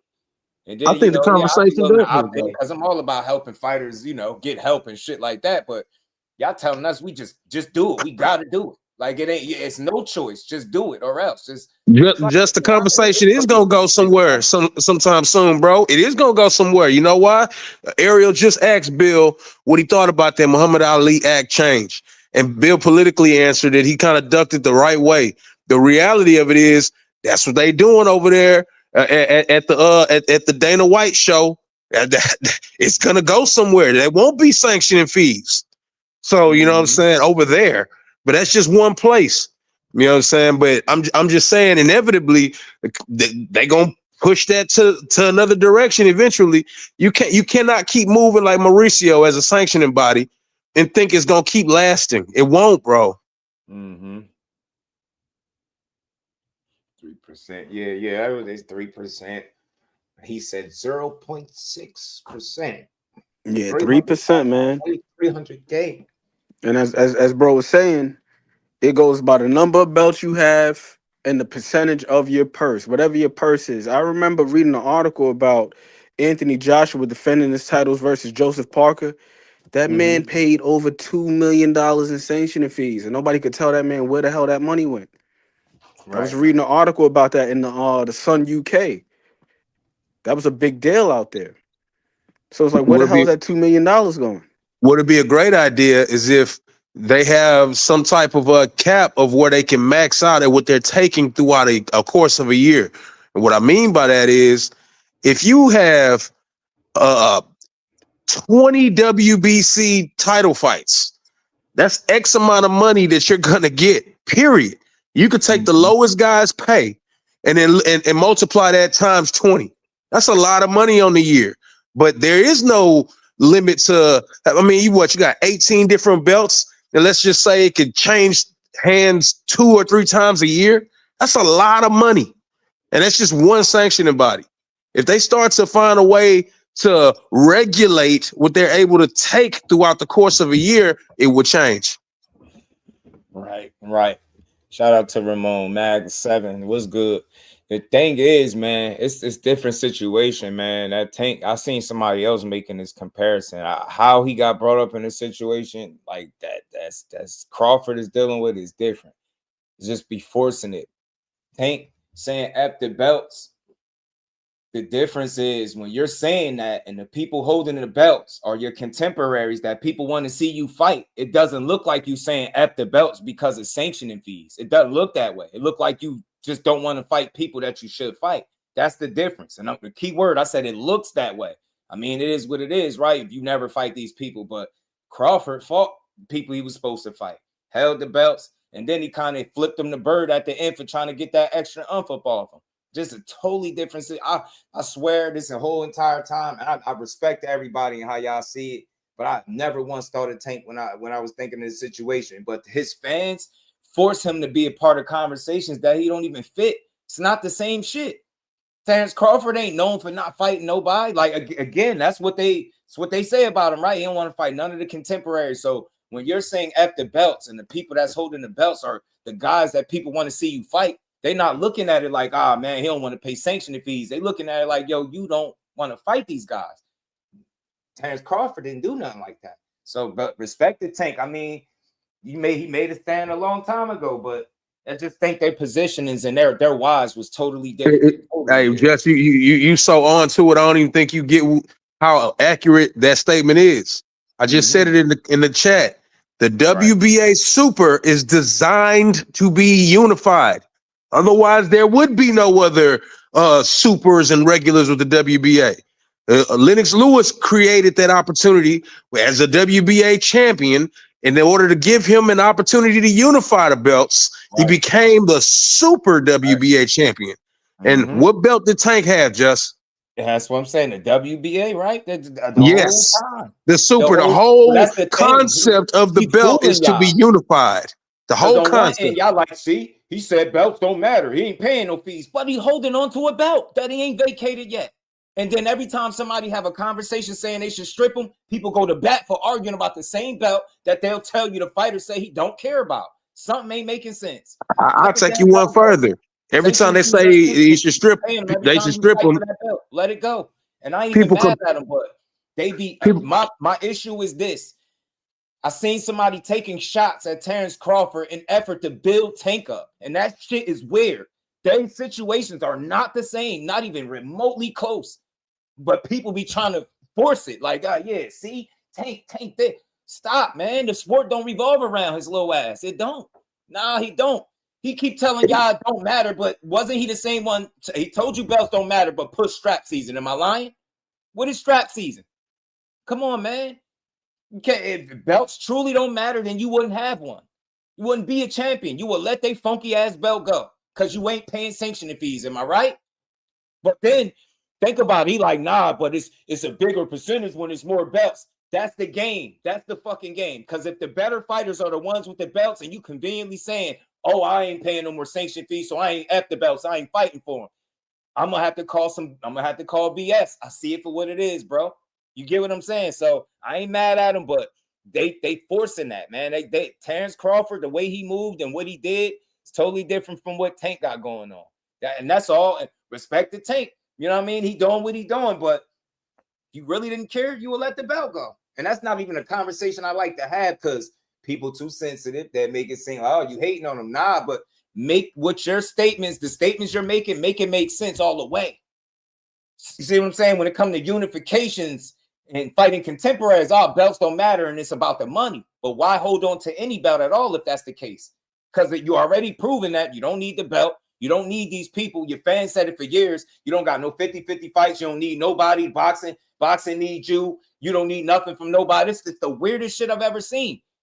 He's not above the sport at all, man, at all. But if he really don't care, vacate that belt. Vacate the belt and let somebody that's willing to fight for it and pay the sanctioning fee, fight for it and pay for the sanctioning fee. That's all. But people complain about that. So they want it both ways. They want to justify why you're not fighting the contemporaries for the belts, and then they're going to explain the reason why he actually has one while complaining about paying for it. Shit don't make sense to me. Something ain't making sense. And shout out to the family, the Rise podcast. You ever hear that when they first come on and they say, how many time world champion? If belts don't matter, why is he being recognized as a champion? You get what I'm saying? Why is that even something you want to recognize him as? Because that shit matters, bro. It matters. Being in a sport full of dudes fighting and competing for titles, that shit matters. So all I'm saying is the only thing I don't like is it seemed very selective when it comes to him. You can't, don't tell me about money that we all know you could afford to pay because all your fans say you make all of this money. Somebody, I just heard today, it take Devin and Shakur 6 fights to make what Tank made. So this is Mr. Cash. You just got to make it make sense, bro. Got to make it make sense, bro. Got to make this shit make sense. Yeah, he paying the sanctioning fees. That's what I'm saying to a degree. So belts got to matter to some degree, or you wouldn't have one. Is what I'm saying. You wouldn't be a champion. Why is it in Tank's defense, fam? I gotta say this. Just I watched Tank tell the WBA he didn't want to be the super champion. Me too. Yeah, they forced that shit on him, but you know why? They forced it on that they man. They want some of that purse. Because he knew as long as who was it? Devin at the time, he was the regular champion, right? Mm-hmm. All right. And that's a different kind of belt in the terms of what the super WBA means. So, you know, I get what Tank was coming from. I don't want that. And then they gave it to him. And to me, it's like if you're complaining about fees, period, like I said, it's very convenient and selective for you to be complaining about fees for belts that you don't even fucking got. Though the dispute is never going to be about the you know, with all the belts. I get what you asked him, but it's never going to be that because when did he ever hold all the belts for his dispute to be valid? And I'm telling y'all know I rock with Tank. I ain't got nothing bad to say, but that certain arguments people be forcing him to try to make him just hold him in a positive light. And it's not a bad thing, but you able to call out the hypocrisy with the bullshit. Either they matter or they don't. And you can't conveniently say, oh man, the reason I ain't fighting for no more belts besides this WBA is because I ain't paying no more extra sanctioning fees. But then it just so happens that some of these guys that's holding the other belts are some of the best fighters in the world. And people that the fans want to see you fight. Do you see the difference? When has Terence Crawford ever said that? They situation's not the same. I don't like super duper fans of Tank. I really don't. Y'all weird, man. Shout out to you, bro. Y'all looking at y'all calling Bud Crawford a hero like he did something. No, Tank Tank saying he ain't fighting for the belts. That's something. No, the fuck it's not. No, it's not. Saying Because you're simultaneously saying that I ain't gonna fight the best people. It's wild. You saying at the same time at the same time, if you don't want to fight for the belts, you saying I don't want to fight the best guys. That's all I'm saying behind the hands. I'm not knocking nobody. I'm already knowing. I already know where you're going with it, bro. I get what you're saying. Crawford wasn't doing that. Or could it be a matter of retention? Hold on to that money. I don't want to pay them fees. It could be, but I just say, that's like saying having a WBA regular doesn't cost anything, and it does. And man, with all the money that they say this man make, all the money it should be peanuts. It should be nothing. Super duper fans, they believe that he was about to make 150 million to fight Jake Paul. Why the fuck are we complaining about fees for another rich ass dude? I wish I would get up here complaining about fees. That's how rich stay rich. And not the way his fans argue with me about money and how much money he make and how much money he got and how he made more money in one fight than everybody made in their entire career. Y'all be pushing straight lies. Bullshit. Nah, the WBC doesn't have the most expensive fees, bro. Crazy. Stand on that shit. Stand on it. Why are we complaining about money for the richest fighter in the world? For a guy that got a deal bigger than Floyd Mayweather's. I wish I would get up here complaining. I wish I would get up here making any argument for his rich ass. Like I feel sorry for him because he decided to fight for a title. Man, hell no. Hell no. Y'all crazy, man. I wish I would. Can't have it both ways. He got all his damn money, but y'all worried about him paying 3% to the sanctioning bodies for belts that he's never going to fight for? Make it make sense. That's how bad it is. When they trying to be a fan of this dude, they make arguments for shit that ain't even relevant. It don't make no sense to even talk about it because remember, it ain't strap. He ain't been pushing strap season for years. He ain't been pushing that whole time, holding the belt, telling you how belts don't matter. And y'all ate it up. That's not no knock on him, but people sell you bullshit all the time. And if y'all silly enough to buy it, then I'll sell you the shit too. If I can convince you that belts don't matter the whole time while holding the belt for years, and y'all arguing all across YouTube. Man got a belt on his waist every time when they announce him. They announce him how many times champion over, how many divisions. Make it make sense. That's how they recognize him. If that shit didn't matter, they'd just say Gervonta Tank Davis. That's it. That's it. We don't even know what belts he had, what weight classes he won them in. We don't need to know none of this. How many times over? None of that. That's what I'm saying. Belts matter to a degree, bro. It's not the end all be all, but it's to each his own. But again, people act like he was like I don't know, doing boxing a favor by saying that. But y'all bought the bullshit. I'm sorry. I'm not buying that. If the best fighters are in the world holding belts and you conveniently saying, belts don't matter, I'm sorry. I gotta be reasonable to think like, man, that don't look right. That don't look right. Not a good, that's not a good sign. Hey, just if make these fights then. If we give him all the praise for no responsibility. I've never seen shit like that in my life. We'll overpraise the guy, and then when it comes time to be responsible like that or be accountable like any other of these fighters, it's like, nah, that shit, hell nah. If Bud Crawford would have said, I'm not fighting Arrow because the fees are too high, they would have drugged that nigga, bro. Oh my God, man. And y'all know what we getting at. PBC and Top Rank all over again. Y'all know what we getting at. Come on, man. They would have drugged him, dog. Man, y'all done went crazy. They already did. And let me throw myself out there, too. I was talking that bullshit about Bud Crawford, too. But in real time, I caught myself. I had to check my damn self and was like, hold on, man. I can't be pushing same shit y'all pushing. I had to reassess the way I look at this dude. And from then on, it been totally different. I see shit a much different way, bro. I ain't trying to hear it, bro. Y'all make the wrong arguments for that man. I swear to God, y'all do. Y'all still talking about he the face of boxing and he's saying he not. Make it make sense. If you willing to argue some shit that the fighter is like, bro, I don't even want that. His fan, it's only one face of boxing. I'm like, no one person carries the sport. I want to let y'all know. I don't give a damn how big their name is. Not one person just carry the sport. No one fighter is bigger than the sport, bro. Not one. Everybody got plans. I'm cool with that man saying I wanted to make money and doing exactly that. We need to highlight that and talk about that. But when you start trying to justify not fighting contemporaries, that's frustrating. Meanwhile, shitting on guys who can't get the opportunities because dudes is finding every reason and excuse not to fight them. Can't make the man. Hell no. Hell no. I've been told for years you can make any fight you want. You could do X, Y, and Z. You the super duper triple OG A side. And then when it came time for the fights to be made, they removed the responsibility from this man and said, yo, it's the B side and it's everybody else's responsibility to make fights with him after his team peddled for years across this space that you don't send him shit. You don't do shit unless he want to do it. He the man. He the A. I really don't. I question. I do. Y'all are fans of the man, not the boxer. Y'all don't like boxers. Y'all don't like boxing. Y'all fans of that man. The tattoos and the braids and shit. Y'all not paying attention to nothing, bro. All that call Al shit. I guarantee you, in 31 fights, not one of them motherfuckers got on the phone with no Al Haney. Shit was something else that they pushed that was whack. I hated that. They ain't even Tank call Al. Ain't nobody calling no damn Al. Y'all don't even see Al. How could you even feel comfortable saying that? Somebody you don't even see. Somebody that they say not even making the decisions right now. But they go call him. Nobody getting on no damn phone with Al Heyman. And that's just to the people that's taking shots. That's to the fans. Not Tank, do your thing. But the fans are some idiots, man. You willing to knock down Bud off his pedestal that he rose to, right? To prop your guy up on a level where he don't belong. Comparing them two is not, it don't even make sense. I'm not talking about skill and none of that. The way they moved in their careers is like night and day.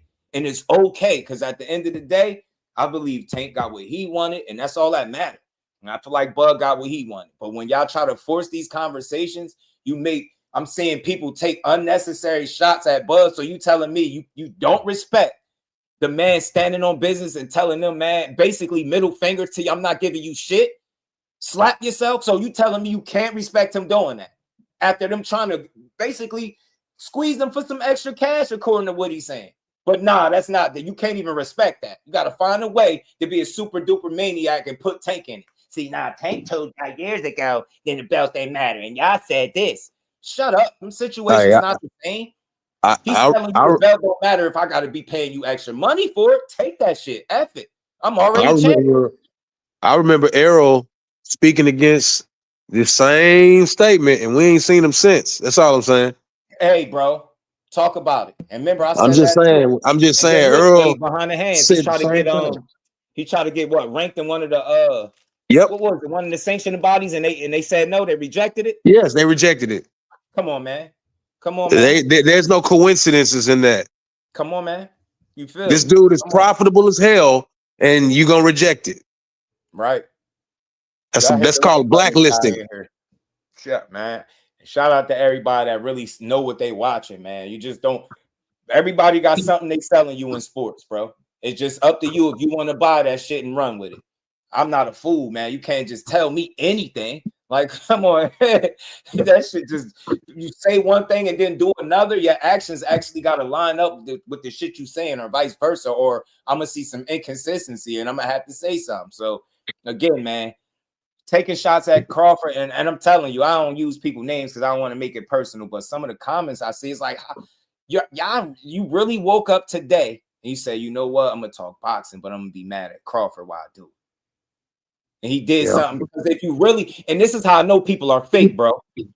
If you really a fan of what Tank was talking, how the fuck you ain't in support of what Bud doing? How? Because he's showing you what the fighter was talking about. He doing it. He had an opportunity to be in a situation and show you the hell with them. You get what I'm saying? How you not in support? If you like what Tank was saying, why you don't back what Terence Crawford just did? He ain't got to be a hero, but he at the top of his game, and they mad, and there's nothing they can do to change the fact that he beat Canelo. He took the belts from the guy that would have gave him the money, and then he turned around and not gave him that extra that they was looking for. And yeah, they mad, probably ordering all these fights because of it and everything. Checks ain't clearing the same and everything. And Christmas right around the corner. Bud done messed up. Bud turned into the Grinch right before Christmas. Stand on business, Bud. I'm with you, bro. What color is that WBC belt? It's green, goddamn. You know what I'm saying? Bud the Grinch. Because he was inactive coming off a KO loss at a lower division. Yeah, I get all of that, but I always felt like a part of him speaking out was that, because he ain't never had no problems before. They could say that all they want to, but I feel I respect L Dub more than most. But bro, we watched Rolly get knocked out by Tank, and then very next fight is for a title in the next division up. I respect what you're saying, but nah, that's not why that happened, bro. I mean, and you talking about somebody like Earl in comparison to Rolly and what they bring in as profit, that sanctioning body gonna eat off of Earl. And instead they say no. That just tells you there's fingerprints all over that. Shout out to my guys, man. Y'all hit the like button, man. No lies, Tank is awesome fire, but Mayweather just making money off him. Yeah, he made that money. That's WBA, not WBO. No, that what I'm saying is that's a sanctioning body. Fighting bums don't make you champ. Yeah. You might want to go watch another sport. Buster, go watch MMA. I don't call fighters bums, bro. I might let a B word slip once or twice, but I don't sit up and call fighters bums. Because I'm pretty sure them same fighters you calling bums, you can't beat none of them. See how quick that, see how that works? So what that make you if you can't beat the bums that you're talking about? Telling you, only people talk like that is the ones that don't really rock with boxing. Well, what's good with it, bro? Y'all be quick to call somebody a bum. Shit, give me a 36-week camp and that shit that Rolly is a Janabek is champion, on. man. What could you say? You have somebody that makes him relevant. Whether you think he deserved the title, he shouldn't be there or not, somebody has to relieve him of his title then. I'm not against nobody fighting Rolly Romero. You know what I'm saying? For his belt. There's nothing wrong with that to me. Charging him extra, then I agree with Bud. They saying he owed 2 sanctioning fees on belt, and they charge him from 3% to 0.06. I don't know, Bud be lying, bullshitting a lot. See what unfold. I don't think he lying about that. Shout out to L-Dub. Appreciate the info, man. The insight as always. And we all know the WBC is telling the truth, right? Yeah, man. You gotta think, man. Just put it this way, yo. The sanctioning body that came out and complained is one out of what? How many? Why them? Why just them? Yeah, nobody ever asked that question. Why just them? You know what I'm saying? And I'm gonna say this. This is an unpopular opinion, but I think Bud has been unfairly can I say it, like forced to be some lying ass dude. Like I've been trying since before he fought Errol Spence, right, to figure out where people be saying what they be talking about, and I still can't find it, man. I mean, I guess it's like all this lying and stuff. I don't know, man. I don't know. I see him as a pretty solid, straight shooter, though. And Bud, we're on this. I need something to unfold. And I ain't talking Bud. Oh, you said you ain't taking Bud word on shit? I mean, it's to each his own, man. It's tough to take anybody's word for anything nowadays. Question everything, but I think he's been pretty solid, bro. I think people have tried to unfairly tarnish his reputation with bullshit. Because, again, we focusing on dumb shit. Like, for example, when they were doing the negotiations, people was talking like they had to negotiate with Bud. Oh, he ain't a man. I heard people questioning him not being a man and all types of weird ass shit. So I don't know. And I question the people, like, if he a piece of shit for the way he did, then what's the guy for agreeing to all this shit? Gotta be some kind of dummy, right? Then they'll say, nah, he just wanted it bad, man. He just took advantage that he just wanted to fight. Nah, he out-negotiated him, and that's what people don't want to say. And now it look like he's getting it off on the sanctioning bodies that are trying to get an extra little umph on him. Shout out to my brother Mike Kirkland. Appreciate the love, holding it down in Super Chat. Always appreciate your takes when it comes to boxing, man. That's love. I appreciate you, man. It's just always a conversation, man. You know, Mike, I ain't a right or wrong guy, but I am passionate about certain stuff, and one pet peeve of mine is seeing fighters that have represented the sport in the way that you should want to see every fighter do it, but we focus on all the little stupid shit and make him out to be some bad guy, unapproachable. He's not relatable, but he doing shit. You know the track record. This shit just don't add up, man. The narratives don't add up when it comes to Bud. You would think that was the worst person in the world. Like, this was the shittiest boxer in the world. And I ain't trying to say I know him personally, but I don't know, man. I see him doing a lot of good for the sport, man. I don't see him hurting the sport. You know what I'm saying? And again, if you was on board with all these other, when Earl brought up the sanctioning fees and where the money going, then you should stand with Bud the same way. But selective energy is what I call it, because that's what it is. Shout out to Mike Kirkland. Appreciate you, bro.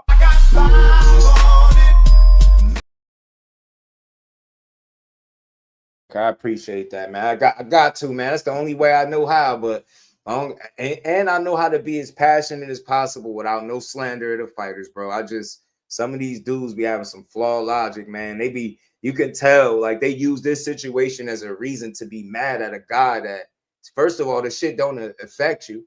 And then we not even willing to listen to what he said, man. The fact that a man is out there breaking down how much they was asking you for things, how much they was asking you for, how much you made. And I just think that was nasty work. And then when you wanted to talk about him being banned from fighting any other champions, you spoken, in your other language, you know what I mean? You know what I'm saying? So I don't know, man. At the end of the day, you've heard fighters complain about this for years.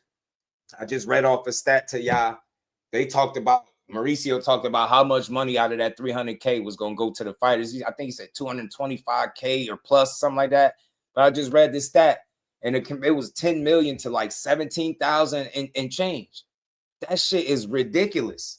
And you can go look it up. Don't just take my word for it. Look it up. That shit is wild, man. Like, and I know for a fact, the more the years go, the more I pay attention to boxing. They rely on the ignorance of boxing fans to peddle their bullshit. I promise you they do.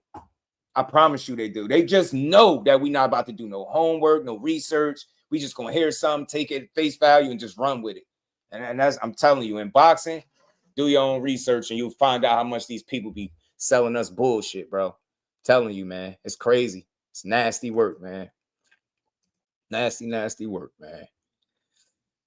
Most fighters do. Cinco de Mayo, man. Cinco de Mayo need to be reserved for them two on the screen, man. You hear me? Shout out to boxing, man. We getting a lot of good boxing this year, man. I just want to see the fights keep being made.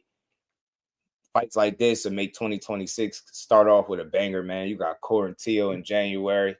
You know, I mean, I had my reservations about that fight getting over the hump. I was glad that I was, hearing behind the scenes, and then I got definite confirmation from my guy that the fight was signed. So we knew that was coming. So that's a good thing. And it's a lot of guys being called out. You get what I'm saying? Lamont Roach talking about fighting guys at 40, 35. It's a lot of good shit happening. You know what I'm saying? It's a lot of good fights about to happen, I believe.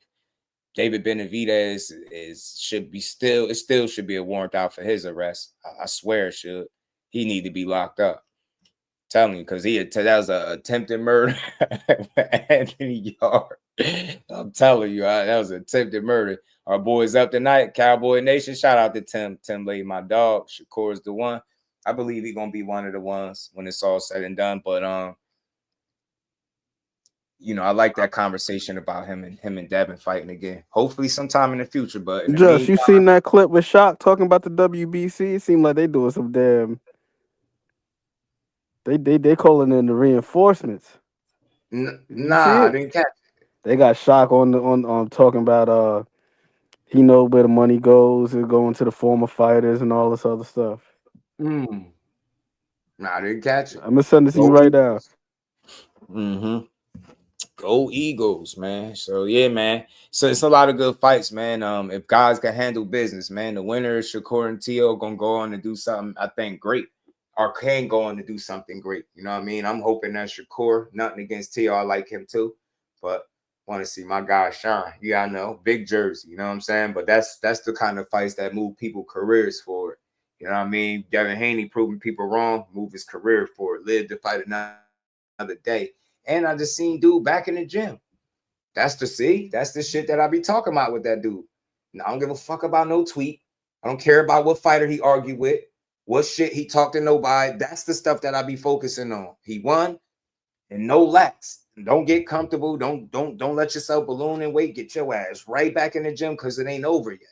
That's what I love. Like, it's like, you get me. It's a lot about him that you could really appreciate and respect as a man. Like, that dude, he get to it, bro. And he look like he'll fight these guys, man. Somebody got to come out and prove that he won't fight these guys. You know what I'm saying?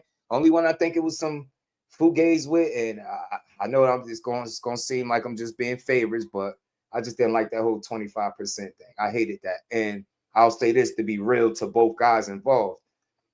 I don't think that they anticipated being there together, and I felt like one guy's career was done at that weight class. You know what I'm saying? And hopefully, if it gets presented, it's under different circumstances where both guys are good, they're comfortable, and they could just go make a fight.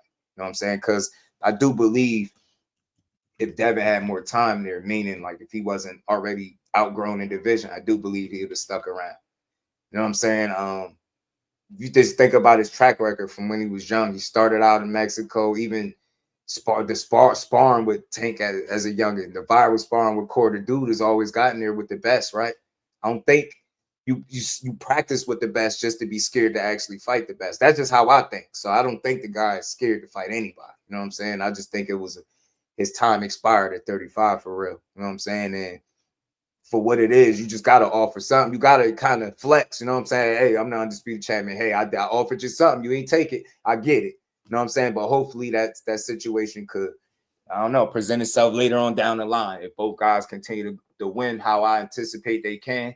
You know what I mean? Because Teal going to be a real challenge, man. And I talk my shit, and I'm confident in what Core can do. But I also know what Teal can do. And I got this sneaky feeling that he going to be as prepared as he can be for this fight. I really don't think he about to play. I think he going to be locked in. I think it's going to take one of the best versions of Shakur to beat him. I do, because of what he capable of doing on the night when he know he got a challenge in front of him. Because, I mean, a couple times that you could have thought he would have had trouble, look how he treated those fights. So I got to kind of still think that he still has that quality. That's just who he is until he showed me that that's something he's not capable of doing no more. But I think he's going to run into the right one with Core in January. So we're going to see. Say he thought he was waiting out Boots. It's crazy, bro. Your man talk about he want to fight Shakur now, Just. You seen it? Yeah. Pitbull? Oh, Pitbull. Yeah, he said he want the winner, him and Tio. Yeah.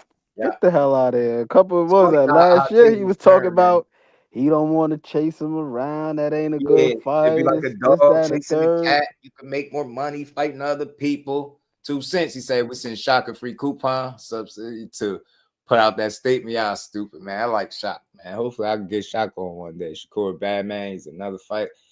Yeah, man.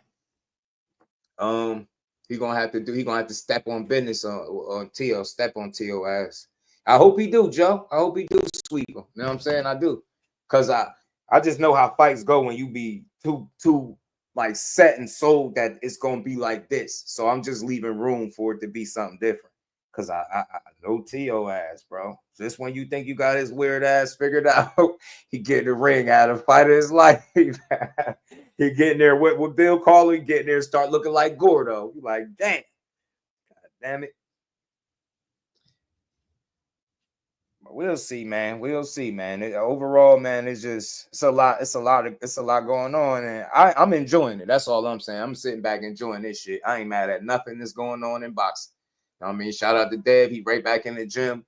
He got big fights probably lined up for him. And like I said, I seen people overanalyzing if he really got the money they saying he got. Like, who cares? Like, y'all almost want him to not get the money. I want him to get the money. Whatever they 36 million, I hope he get every penny and then some. Who gives a damn? As long as I get to see good fights while he make his money, I'm cool. You know what I'm saying? I'm cool. I'm all the way cool, man. So we'll see, man. We will see. Shakur, fighter that show what he has. Yeah, man. I just think he's a far more consistent performer, like from fight to fight than T.O. And I think that's where T.O. gonna run into the trouble at, right? If it's a thinking man's game, I say this all the time. If it's a chess match, it's a thinking man's game. That's. I don't feel like it'll be a chess match or that Shakur can't compete and win, right? He ain't like he's some pressure fighter, and he ain't like he's some one punch knockout guy. So I don't think his power is gonna be like this deciding factor. I've seen some people, saying it will be. You could catch him. Yeah, that's possible, but I've seen you get outboxed by guys that ain't as good as Shakur from what I've seen in the fights that he showed me. So, you know what I mean? If both guys going in there being their absolute self, we get a great fight. The fans win, and one of the fighters got to win. I think Core wins. They both go be themselves. That's what I think. But I ain't sleeping on T.O. at all. It's the fight. Y'all might hear me get some different breakdowns as the fight go, as it get closer, man. Because December going to fly by, and January going to be here and over with. We're going to be in New York City, being a 4-division champion at 28. You know what I'm saying? I'm telling you, I'm gonna wait patiently for that fight because he win that fight. That off him winning that fight that's gonna create a whole live stream for me.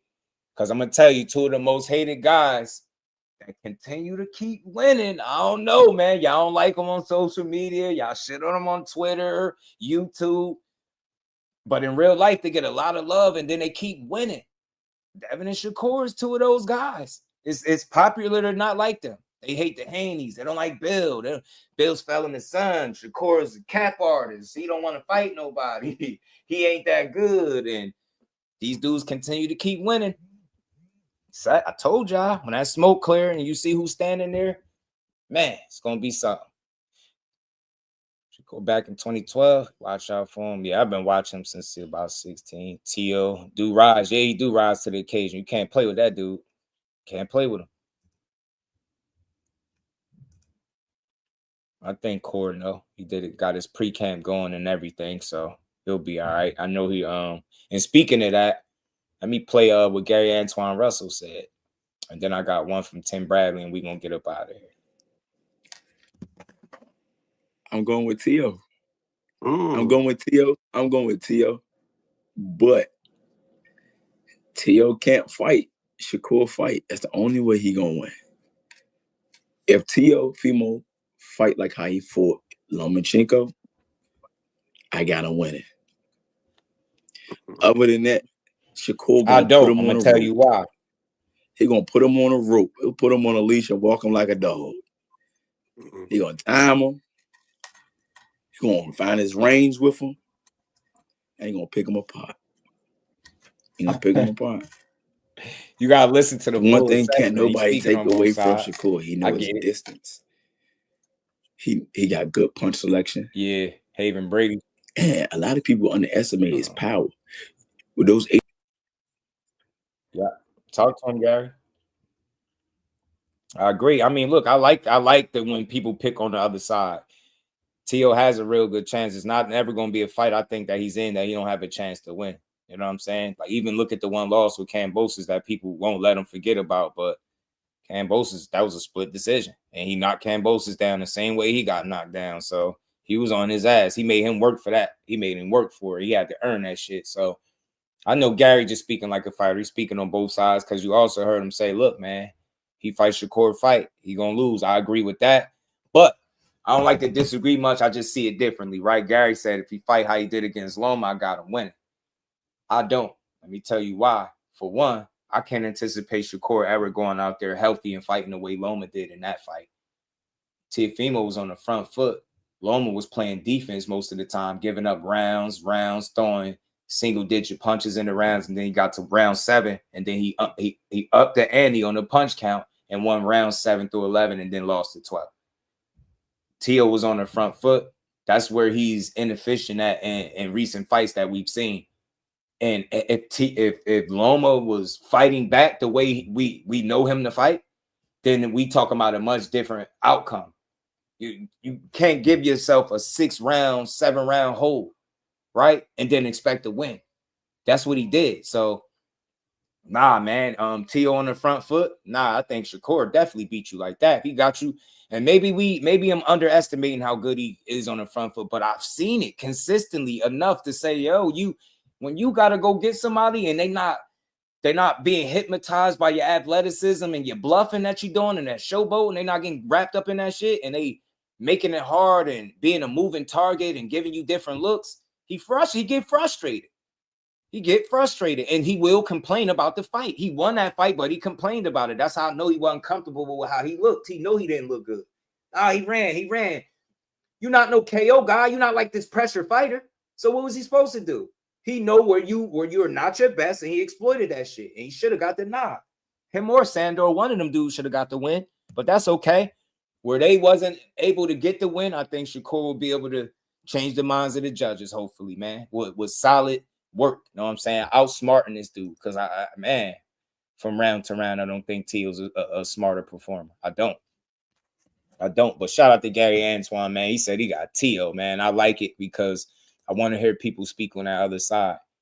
You know what I'm saying? I'm gonna play this video from Tim Bradley before we get out of here, man. I just wanted to hear his thoughts, and he said that this wasn't gonna be no easy fight for Core, which is good. You don't want It's why you want it. You don't want it easy, right? You want a win that people gonna have to respect you when you beat them, right? And this is what Tio does, right? Nobody, and I don't want to hear shit.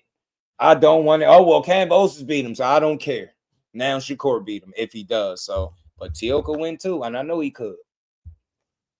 Yo, Tim Storm Bradley, you already know the damn rest. Look, Tim Bradley, funny as hell. That Shakur and Lopez fight. Oh, that's gonna be a banger. It's about to be a damn banger. Look, hey, I binged last night on Teofimo Lopez, and I'm here to let everybody know. Here, all my stormtroopers here, man. If you're new to the damn channel, you're gonna get the real right here. Yeah, you're gonna get the real. It's not gonna be an easy damn fight for Shakur Stevenson. No, it ain't gonna be an easy fight. Nope.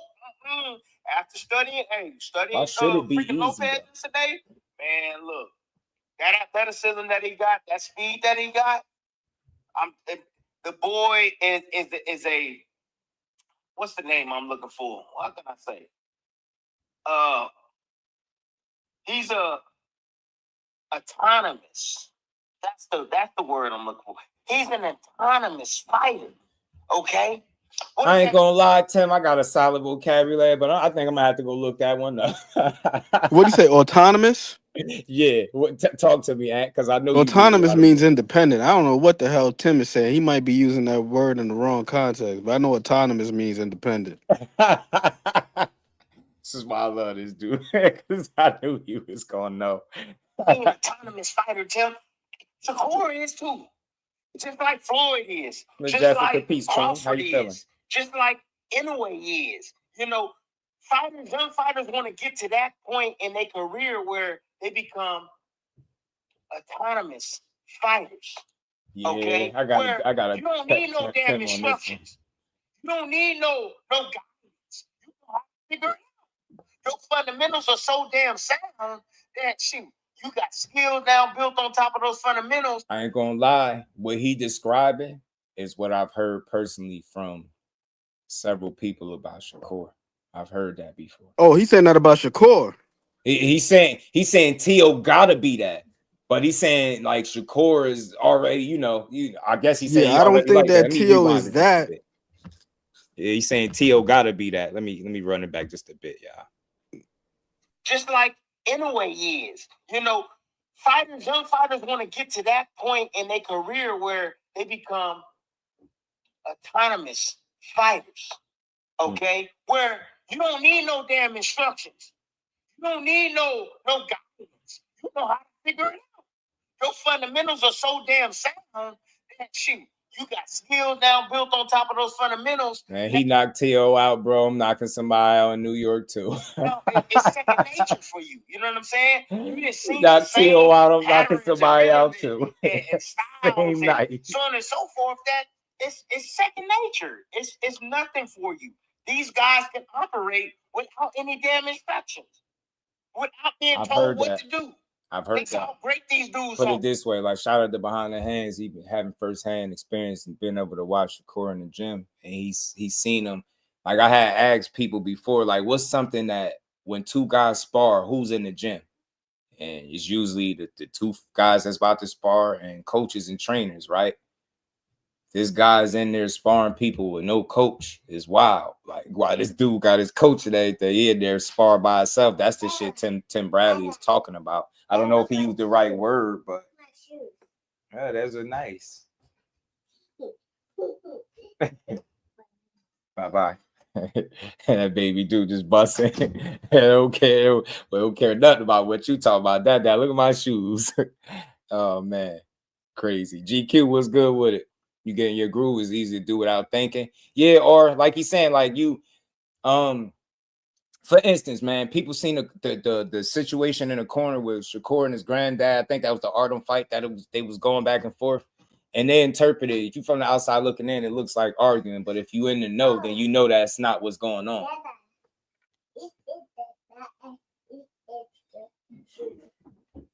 Okay.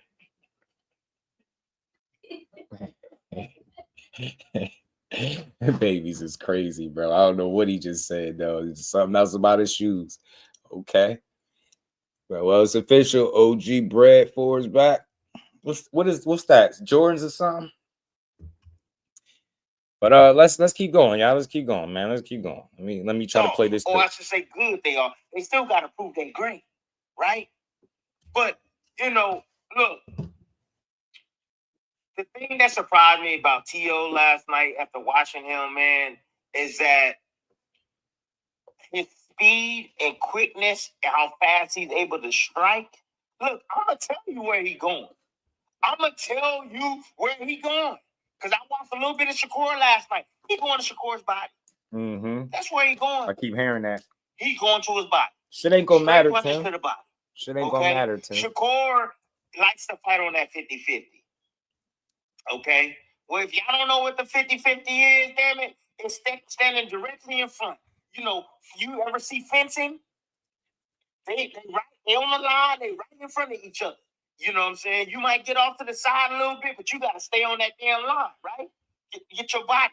See, what Teofimo Lopez is, bro, he's a hell of an athlete, man. And Shakur got control of the lead foot. It's going to be a long night for T.O. But it could be interesting because of the athleticism and the speed to me from T.O. Can tort his body in different ways, in different times, you know what I mean, to create offense for himself. Seriously, I'm sitting there watching him against Sandor Martin, and I'm watching this guy, figuring it out. Yeah, distance definitely, when the guy was able to maintain distance, yes, it becomes challenging for T.O. It does. But the thing is with T.O. is he's a risk taker. He is. All right? And That's the thing true. that I know about Shakur Stevenson is that Shakur has to be on balance. Shakur has to feel safe because he's a defensive first type of fighter. And Shakur won't deploy any offense unless he truly feels he's going to land. So with that being said, it's like, T.O., when he's attacking you and he's coming from these weird, odd angles, T.O. is not afraid to get hit with a shot. Nah, he's not afraid of it. He not. Right? He not. T.O. can adjust his balance as he's attacking you. Adjust his punches as he's attacking you. So, when Shakur is trying to step out on that line. Shout out to Ill Will. I hear that all the time. Like, for example, Ill Will, my guy he was just up here. He out there in Houston, man. He be giving me the inside track. You know what I mean? He got a chance to watch him for this training camp, man. He was telling me the same thing. He hit me up. He was like, bro, he ain't normal. He called me Kurt. He was like, he ain't normal. Oh, man. Oh, you already know, man. Steph, we appreciate you as always, man. Pardon me, man. Shout out to Ann McQueen, Steph, my guy behind the hands, man. Well, Joe said, who you think got the better footwork all around? I think T.O., some of that shit is like bluffing. That's what I call it. Like, you know what I mean? Smoke and mirrors. Like, he do a lot of unnecessary movement. And if you fall victim to that, if he going to put you in the blender, right? Like, if you let him confuse you with that, he going to have you. But I think Shakur got a really good processor up top. Real good eyes, reflexes of his own. I think he's smart enough to be able to adjust or adapt if T.O. is giving him some trouble early. I think he'll be able to. And again, if you show me that you can stop Shakur from controlling the distance and range, you telling me you're going to have a really good chance at winning, especially if that's something he's setting out to do. You get what I'm saying? So we're going to see, man. I just love the matchup, man. I love the matchup. Trying to get his distance, move left or right, when he gets along the ropes, or, when he's stepping back, you know what I'm saying? T.O. is going to be following him out. T.O. is one of those guys that's not going to stop attacking him until he gets to where he wants to be. Now, if real quick, but he falls in too with some of that shit too. It's not. See, Tim giving a breakdown, I get it. If things are going his way, this is what he can do to be successful. But what he's describing to be successful in that way against Shakur is going. You got your work cut out for you because he's gonna make you think. It's gonna be a battle of the minds. I feel like Shakur got the sharper, more consistent mind. You don't give him no damn offense, right? T.O.'s gonna mount points. He's gonna be the aggressor. T.O.'s gonna push a fast-ass pace against Shakur Stevenson. That's what I'm telling you. And that's why fighting Williams Zepeda, it was a great idea to fight that fight and then fight T.O. just in case he getting there. He want to push the pace because Zepeda did it, fought at his own style and lost. Right now, man. Shakur handled that pace just fine. I don't see Tio throwing more punches than Zepeda. I don't. I promise you, I don't. What De Los Santos was afraid of what was coming back. Tio is not going to be afraid of what's coming back. He is a risk taker. I promise you, he's not going to be afraid. He might eat a shot here or there, but you know what? He's going to be right. He wants to be right in position to be able to inflict some sort of damage on his opposition in Shakur Stevenson. And it's going to be mainly projected towards the damn body. Straight punches, straight right hands to the body. You know, you remember watching him and Zepeda fighting. Where did Zepeda go? He went downstairs. You know, when you fighting a guy like Shakur Stevenson, you got to hit him everywhere. It don't freaking matter. You got to just land on him. Yeah, you got to disrupt his timing, disrupt his rhythm. You know, you got to try to make him put his hands in his pocket so that way you can amount points. And it's the on how it looks. I like this breakdown. When you being the aggressor, coming forward, landing shots, you know, either on the arms, shoulders, chest, whatever, it don't matter. You know what I'm saying?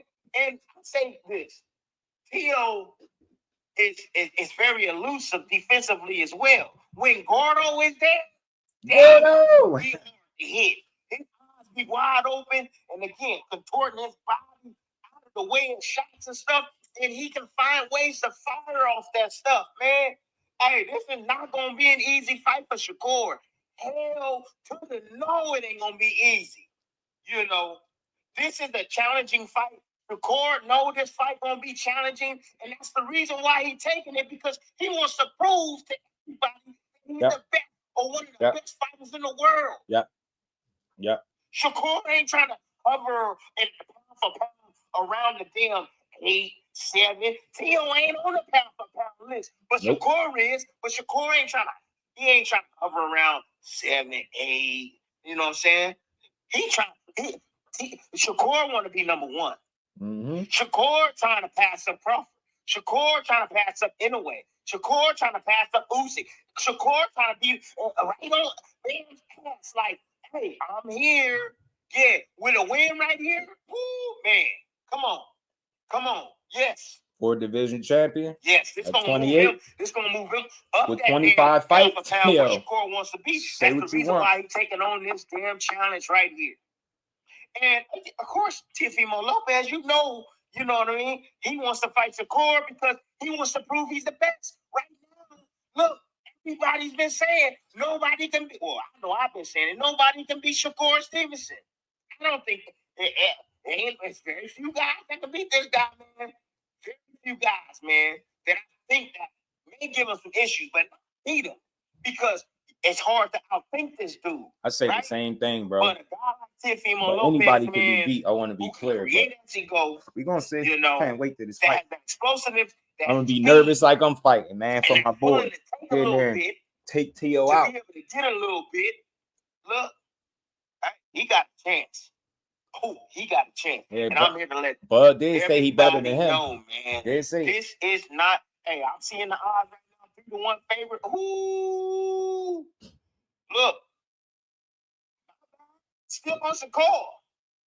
I can't bet against Shakur. I'm sorry. I can't bet. Call it whatever the hell you want to I can't bet against that. Floyd Mayweather told me that defense.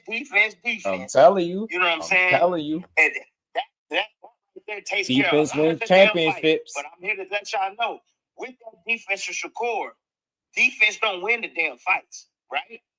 Defense can disrupt rhythm. It can make a fighter look bad. I mean, there's a lot of things that defense can do.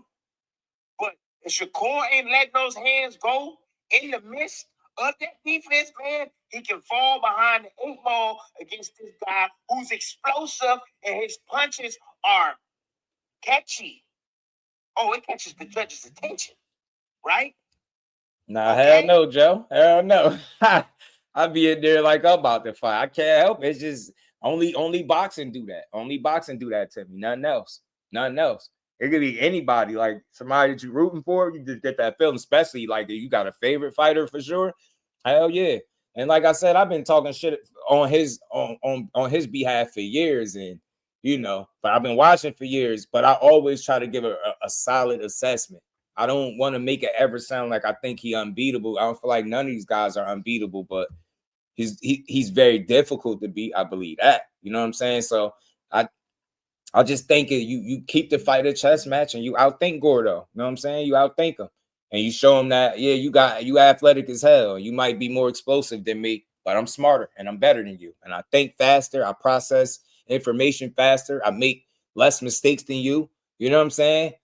And he got a really underrated offense, Shakur do. He get in his bag. He got a good arsenal of punches, the way he put them together. You know what I'm saying? I like when he punch in combination, man. It's you know he on when you see them hands flowing. So, anyways, hey, keep it in a buck. I feel you, Mike. That's what you hear, bro. You hear for the real. You ain't gonna hear this on all these other channels, man. You know what I'm saying? I'm a Shakur fan. You know what I'm saying? Me too. But at the same time, yo, look, T.O., you know, he rubbed me a little wrong way sometimes. But, you know, hey, we talking about boxing right here, man. That's what we talking about. You know, and the dude is a bad man. He is. You know what I'm saying? Anyways, hey, I'm 10 Desert Storm Bradley, and you already know the damn rest. And to all my stormtroopers out there, man. Yeah, shout out to Tim Bradley, man. That's a funny dude. You already know the damn rest. Love boxing, man. I love boxing, bro. I love this sport, man. I love coming here to talk to y'all, build with the family every single day. Appreciate all the support. Hold on, let me tighten up a couple people before I get up out of here. Shout out to Ann McQueen. Appreciate you, my guy. Always rocking out. My guy, L Will. That Big Tex, what it do, yes, homie? Sir. Shout out to my guys, man. Yeah, we're gonna keep pushing, man. But this was another dope build, man. We got some more stuff. We're gonna talk about. Shakur did a recent interview with Najee. We might react to it, but then again, I just ain't been able to line it up. But I already had reached out to him to do the part 2. Because people was asking about it, and he suggested it when I first had him on. I've been reached out, but we just ain't been able to get the timing aligned. So he already said he down, he with it. So sometimes, you know, I feel like I should, you know, get on top of that, you know. But shout out to Dash 215. Appreciate you, get respect. At least he fights and doesn't duck. Yeah. He said, yo, you do Fulton versus Austin on here? You do a Fulton. You talking about shot? Said Fulton versus Austin.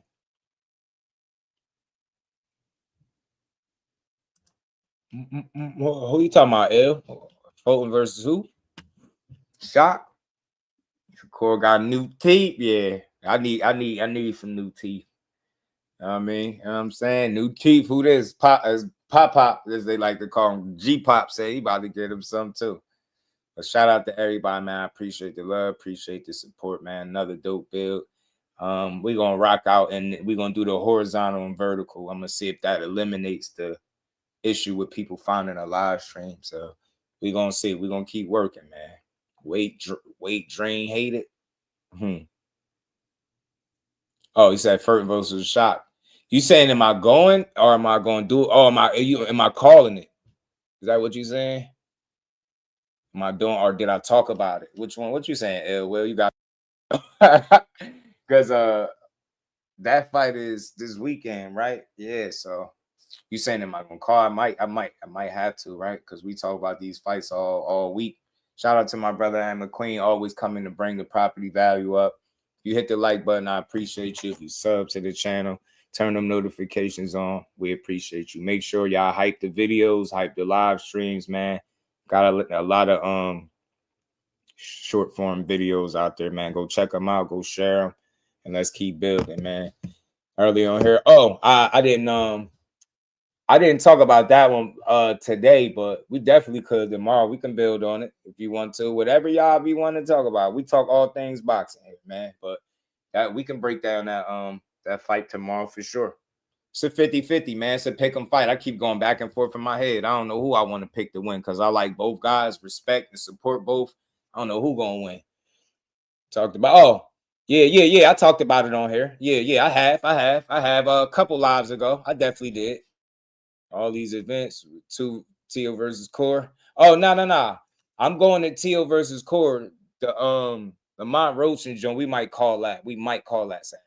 We might call that. So gotta see how I feel. Sometimes it'd be fun to enjoy the fights without having to call them.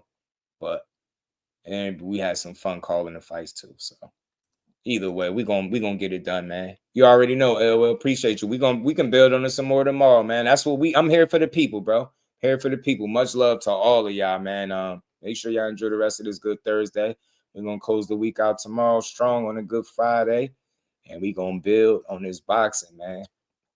Y'all just listen to the voice of Jersey boxing, and we just gave boxing its just due. So with that, much love to everybody. I see all y'all tomorrow, 4 p.m., man. Yeah, we could do that, Joe. I got you, bro. Representing Brick City, Shakur.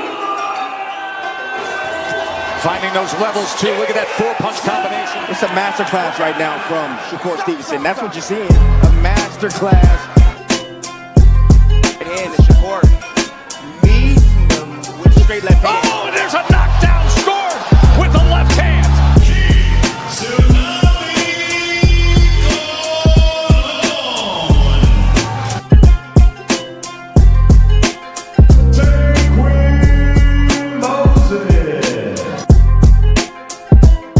From Patterson, New Jersey, please welcome the sweet Terminator, Shadesha Green.